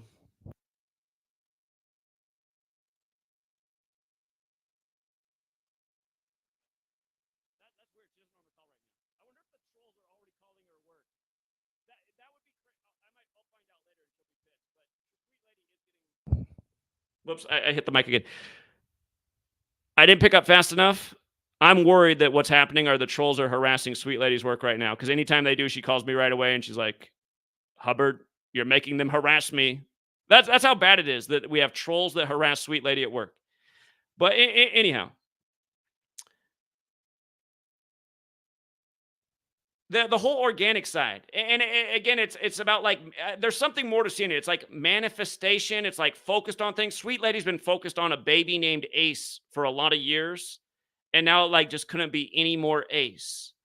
Again, even going with the 72nd day of the year. So it's just there's a reason why I've ended both my books with the organic side to remind that there is some kind of power in these numbers. And that's the other thing that's wild about Sweet Lady, too.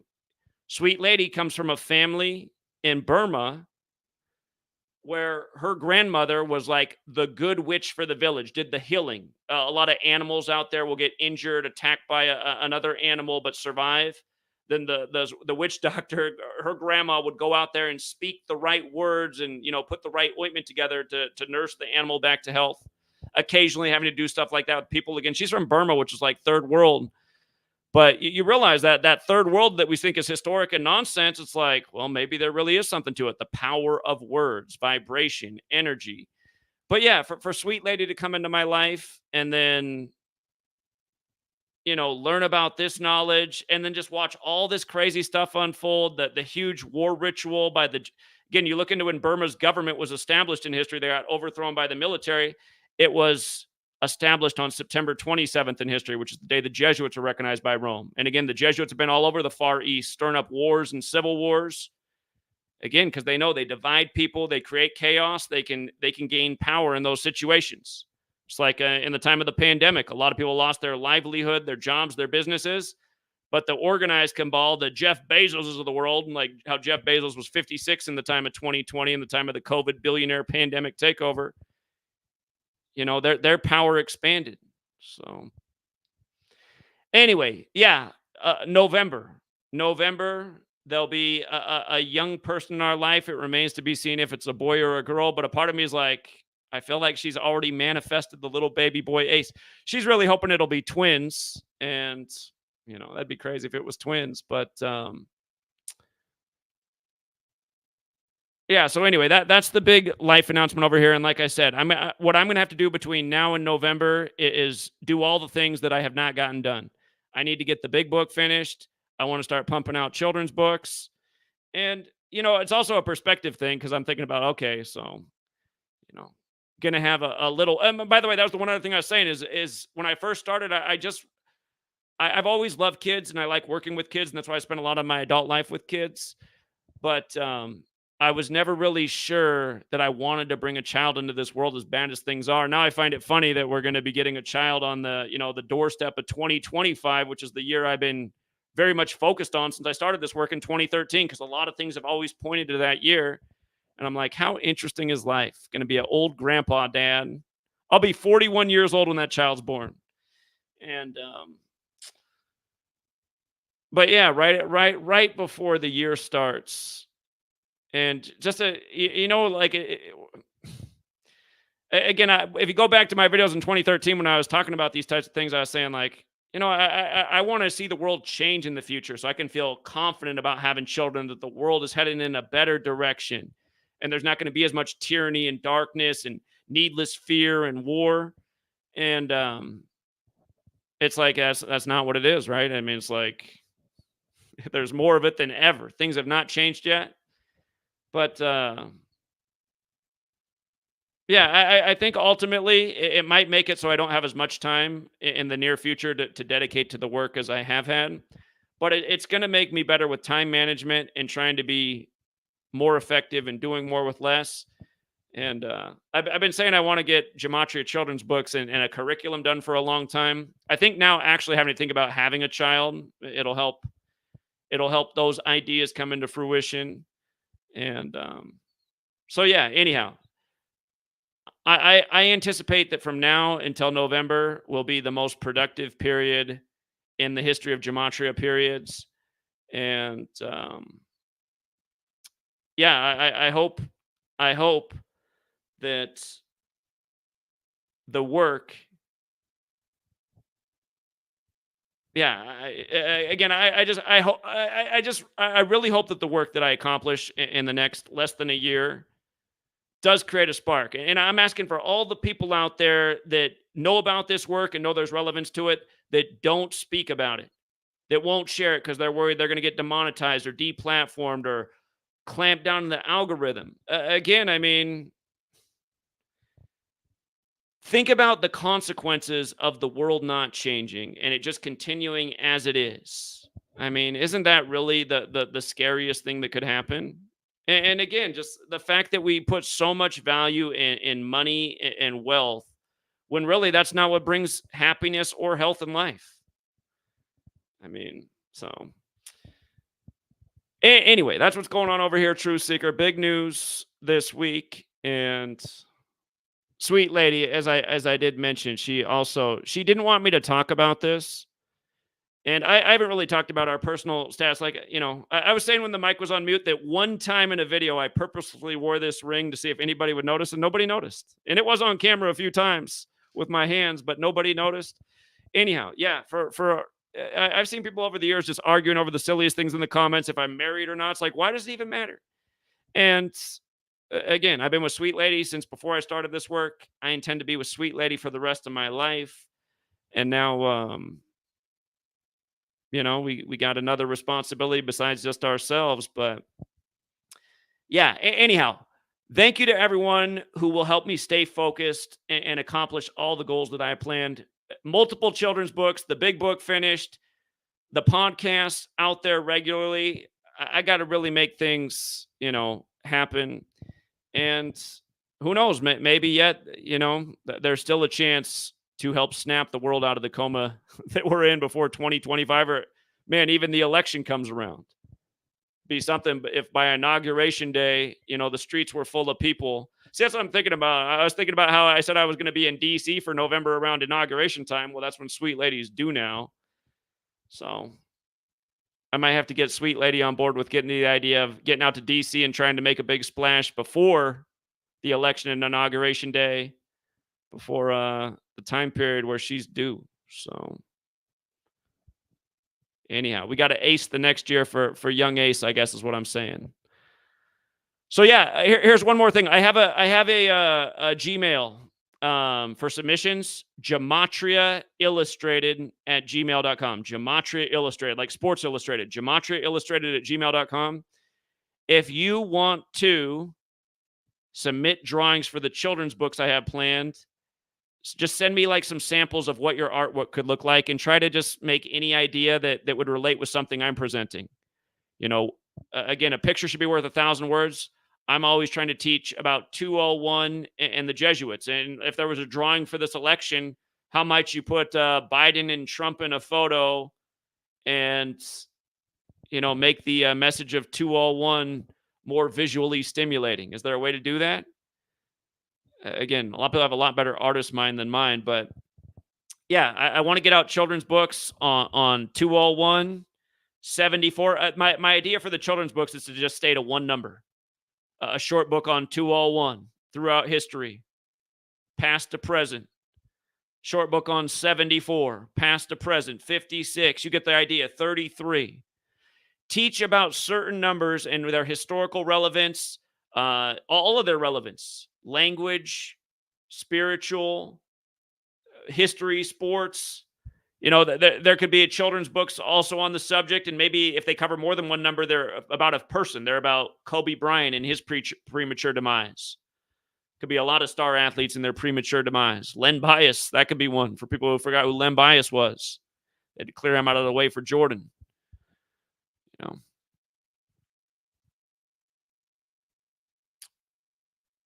Yeah, you talk about athletes and entertainers, man. There could be a lot of short books. Tupac, that could definitely be one. But yeah, teach a point. Just like how a lot of children's book series have an idea, like Dr. Seuss tries to make language fun, rhyming, giving children an interest in language through being clever with rhymes, right? It's fun. This book series is about imparting knowledge that allows a child to not be manipulated by the matrix. Like, again, just keeping on children level. Like right now I'm experimenting with the 201 book.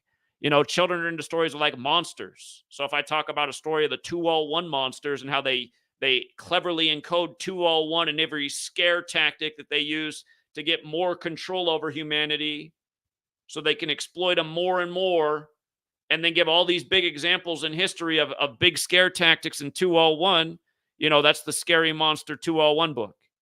And then you kind of reveal that, like, who these scary monsters are. You take off the mask in the end. You know, the beginning, it's people in masks that are the scary monsters. They got like 201s on their forehead mask or whatever. But then by the end, the mask is off and you see it's these characters on the world stage. It's Gavin Newsom. It's Bill Gates. It's Mr. Cuomo. It's Donald Trump. It's Joe Biden. It's Joe Biden standing on the graves of his family with 201 on every casket. You know what I mean? So Donald Trump burying his, Donald Trump, he's digging up the dirt and throwing on his wife on the 201st day of the year. So the 201 monsters. So, yeah, I'm experimenting with how to write these shorter books. And the thing is, I mean, you write books for children, you're connecting with the adults who are going around with all the cartoon t-shirts on, you know. One of my trolls, the poor guy, he finally took a break from trolling me because his favorite cartoon artist died by the numbers. You know, Dragon Ball, R.I.P. They had to save the news for the 68th day of the year. It is about his death at age 68. But,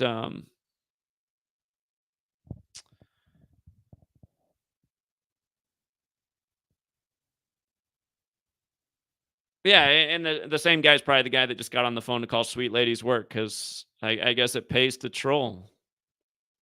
And again, he's a guy who's just content enough with the world the way it is. He's like, I don't care if Zachary Cambridge's exposing evil, man. Life's fine for me. I got beers, TV. Okay. All right. That's what you sold yourself out for. Some temporary feelings and some TV and some entertainment. That's too bad.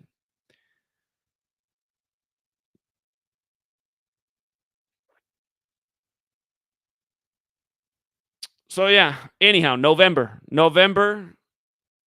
there should be a lot of new things by this coming November, and it's a real deadline. Thank you for letting me know I was muted. I didn't see it in the chat. I didn't have the chat up. Apologies for that. And shout out to Nathan. He says, huge congrats to the family. Evolve with the time. Stay sharp. Cheers, brother.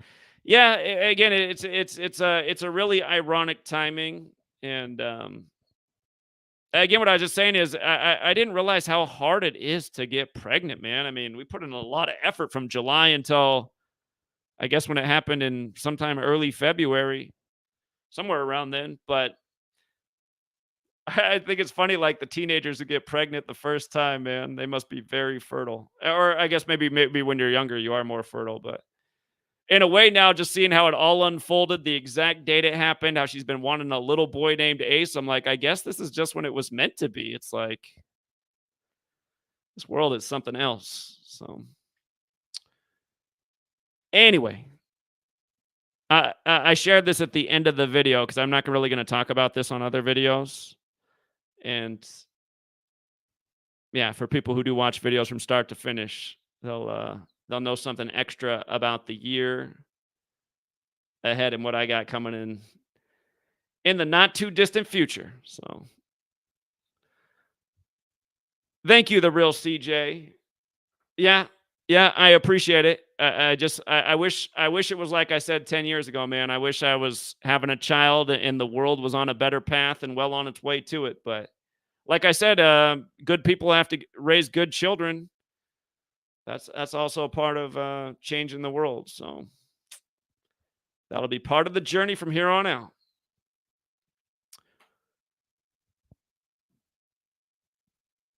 Yeah, I do have a P.O. box. I got a P.O. box set back up.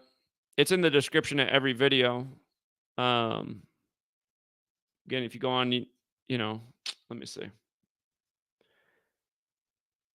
If you go, well, it's not on, for those of you guys watching on Gematria Effect News 22, it's not on there, but it is on Gematria Effect News 25. And those of you guys watching on Twitter, it's also not on the Twitter. It's on my Gematria Effect News 25 channel. But if you go to the description, it's in there.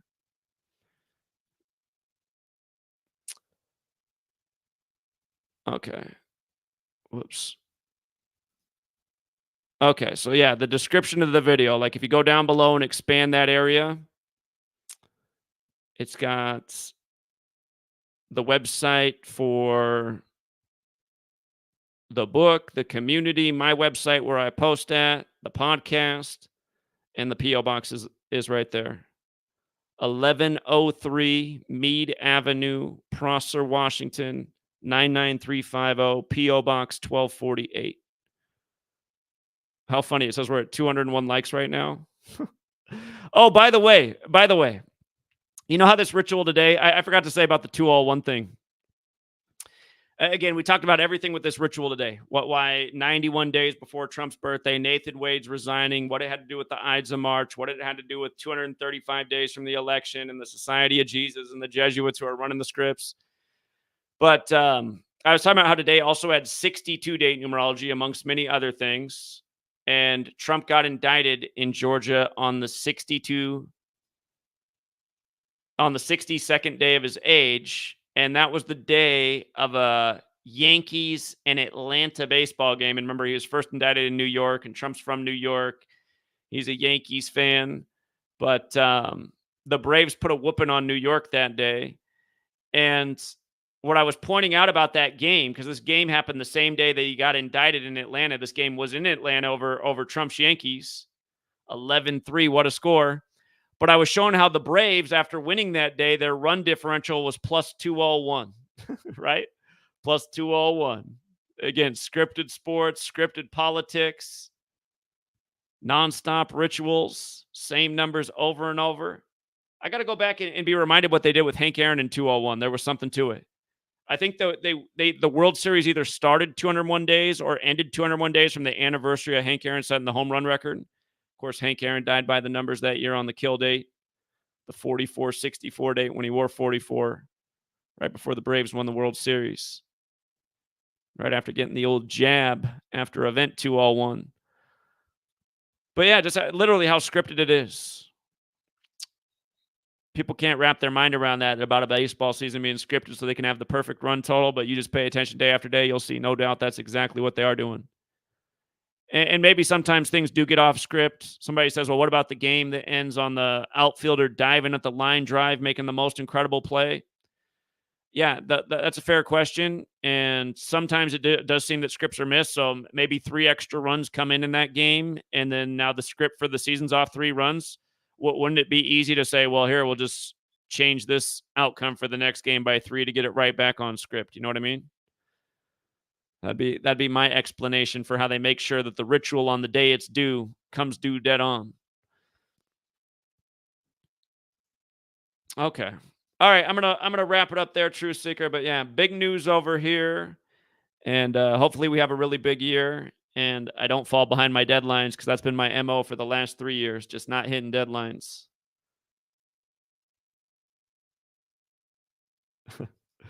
D26, you don't need to be giving any donations, man.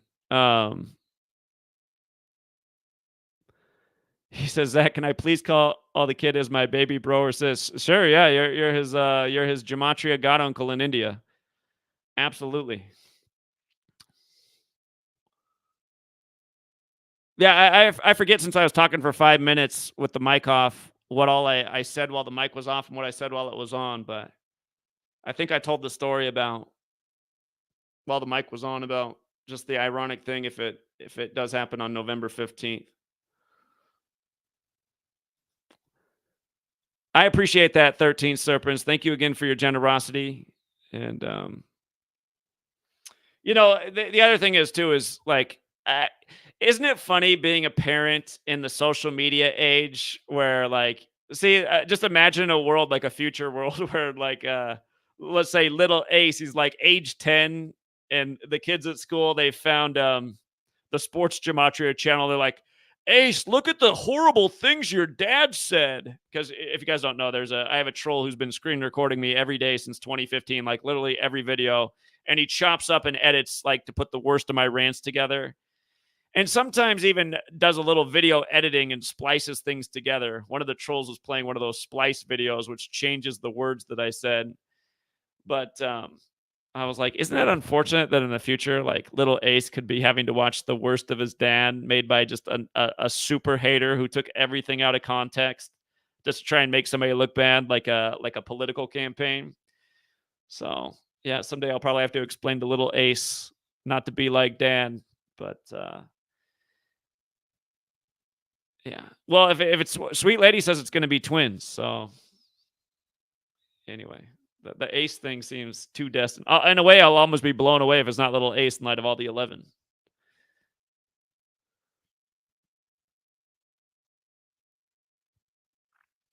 I've always liked kids, and I've always done well with kids. I remember when I was in high school, I was a senior in high school when my first nephew was born. He was born February 2001, before 9/11 happened. And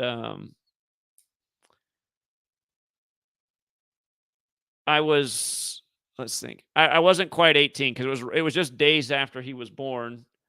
But I was holding the baby in public. I forget what my sister was probably running to get like some, who knows, some baby wipes or who knows, or some food or a snack. I can't remember. We were out in public. I was with my sister, and she had me hold the baby in public. And this old lady came back. She was this old grandma lady, and she looked at me. You know, old ladies love babies. And she goes, I can just tell you're going to be the greatest father to this baby. And if you guys have seen pictures of me when I was 17, man, I look like I was maybe 13. So I was a young looking 17-year-old. But I thought it blew me away that she thought it was my baby. But I thought it was, I still remember it. She's like, I can tell you're going to be the greatest father to this baby. It wasn't my baby. It was my sister's. But yeah, I was like, wow, do I look old enough to be a dad? The last time I looked in the mirror, I feel like I could still get the junior discounts at the golf course. And honestly, to tell you the truth, I was doing that back then. My friends, we all tried to do it because that was the only way to afford to play golf. That was back when Tiger Woods mania was going on. You know, 90s, Tiger Woods had everybody wanting to be a golfer. The only way I could afford to play golf was to claim I was 12 years old to get the junior rates. And if you don't know, it's because like it would cost $8 to play the golf course instead of $80. I couldn't afford $80. So.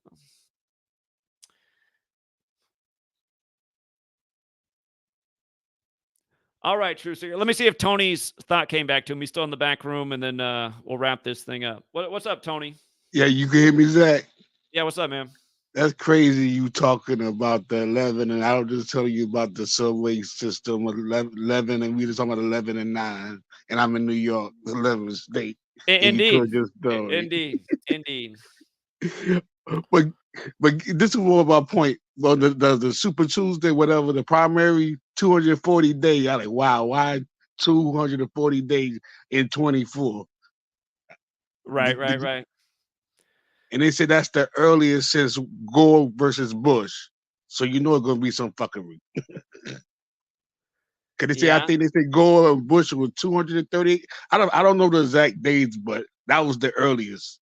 So they say 240 days exact on that Tuesday. Huh. The 240 days. That's what they said. Then they brought up Bush and Gore. So you know what happened to Bush and Gore, the Supreme Court. So they might bring the Supreme Court into this dawn election. Who knows? Right. That's very possible. Yeah, Supreme Court, huge focus with the Colorado thing, the abortion thing, Donald Trump putting on more again, for people to know, Trump equals 47, like judge, like gavel, like government, like authority, like how he got his first Supreme Court justice in on April 7th, which is also 4-7, like 47, which is the 97th day of the year, and Supreme's 97. But you had the whole Antonin Scalia thing, him dying on the 44th day of the year in the time of number 44 Obama out hunting with his secret society pals down where Dick Cheney shot his friend in the face. God, there was a huge there was a huge 225 thing. I have to go back and look at what it was. 225 was a big part of the Antonin Scalia death. And it just reminds me how it's similar to 2025. So, yeah, maybe the Supreme Court. The Supreme Court will get involved just like Bush versus Gore. It's going to be something. It might be before the election or after the election, but the Supreme Court is involved in some type of way. You know what else is that all came down to Florida. Florida equals 43 like Colorado, like election. And remember, the decision was on the 4th day of the 3rd month, the Supreme Court overturning, and they overturned Colorado State Court's 4-3 decision, and Bush became the 43rd president. And you know what else equals 43 is Civil War. And 43 was a big number with Lincoln's election and the start of the Civil War. That's a big number with Lincoln, 43, and they got all this Civil War stuff going on. So yeah, they could pay tribute to history in several different ways. And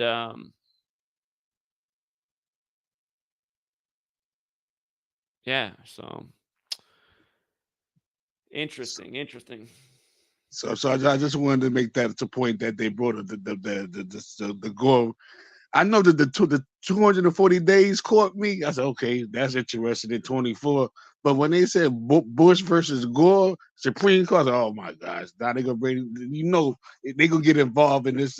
They already involved in it, but I'm just saying it could get to that point with the fuckery. That's what I'm saying. Yeah, I think it can get to there and a lot further. It's all like a steam pot building more pressure all these years as the narrative gets closer to fruition. So yeah, that they're putting out that new Civil War movie on the anniversary of the start of the American Civil War, and it's going to come out 322 days after Scott Garland's birthday. Again, they put out the trailer for it 201 days after his birthday. Now it comes out 322 days later, and again, it's like Skull and Bones has the 201 and the 322 connection, and Skull and Bones is connected to the Templars like the Jesuits is connected to the Templars. So. Yeah, that's it. I just wanted to make that point about that when they said that. I said they just didn't say that just to say that. Because nobody was thinking about Bush and Gore right now. Yeah. It makes sense. So, anything else, Tony? Nah, it's just crazy. I'm just the organic things with all the 11s. This is just crazy. Indeed. It's that blew my mind right there with all the 11s right there, the organic side of it. Yeah. All right. Great observation as always. I appreciate it, Tony. All right, you have a good one. Yeah, you too. Take care. Okay. HD's Quality says, saw your Civil War movie post. Wanted to add there's another movie poster of a scene in New York with 19 helicopters in the pic. 19 months ago was 9/11's 21st anniversary. War equals 21. Civil War 119. Of course, Chaos 19. Yeah, interesting.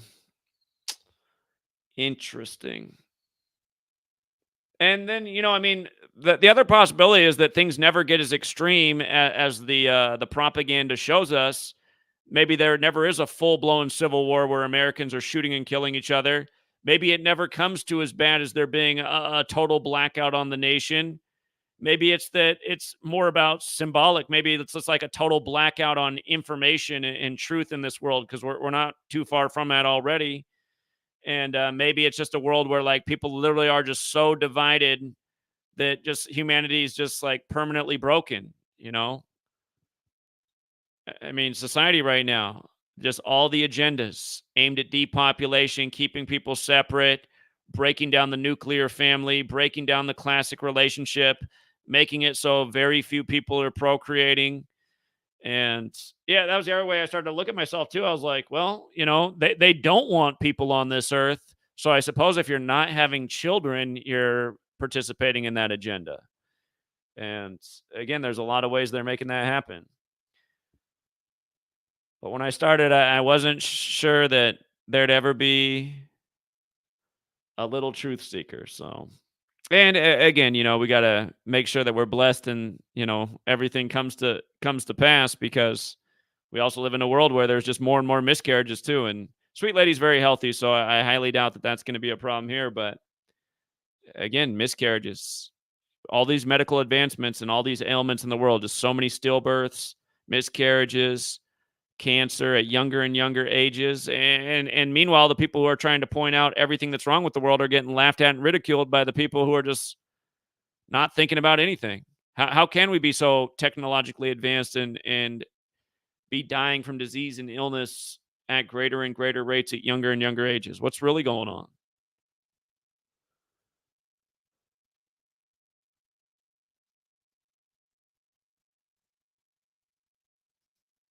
one of these days says agreed about. Yeah, because I mean that is the thing. It remains to be seen what the future holds. I mean, they could do something as catastrophic as turn out the power and unleash a full civil war. It's not out of the question. It's just so often the propaganda is symbolic about what they do to us, but it's never as extreme as what they show. And a civil war is about a divided society. We're a very divided society right now, and you remember when there were articles in the mainstream about how many divorces happened over the Trump presidency, just how divisive he was for the household. I mean, maybe my sister even counts as a statistic in that category because she got divorced in the time of Trump. And, she hated Trump and her husband kind of liked Trump. He likes conservative talk radio and, Michael Savage and Rush Limbaugh and all that. And I'm sure that was a contributing factor. They had other things going on for sure, but anyway. All right, I appreciate the nice compliments, but yeah, I also need to get back to work because time is short, man. November is going to be here before you know it. So, my checklist of what I'll feel successful about: at least 4 children's books, the main book, and we got the podcast rolling. All those things need to be going by the time November rolls around. It's a lot to do, but it's feasible, and it might mean a little bit less YouTube because, again, I'm super loyal to all the people on YouTube, but notice, you guys, we can't grow the work on YouTube. We're not growing. We've plateaued for a long time. I mean, it's like 4 years of plateau now. That's a long time of plateau. We need a spark. So I got to put more time into other efforts. But, those of you guys who support the work because you love the YouTube videos, please, I ask that you hang around and support the work in whatever way you can. And when the books come out, that'd be a great way to support. I haven't had any books sell many copies, but maybe these children's books will finally change things. And as I write them now, I'll be thinking about having a little one who's learning to read and listen and just how I'd want to tell it to him that he could absorb it. So I think having a child in the future will also be good for shaping my perspective of how the work is best presented to reach more people. So. All right, we'll leave it there for now, Truth Seeker. Thank you, to everyone who hits the like and the share. Thank you to the people who, again, support the work. I see that Eminique sent a Cash App along with John and Joy. Thank you to all 3 of you as well. I appreciate that. All right, Truth Seeker, have a good rest of your day, and until next time.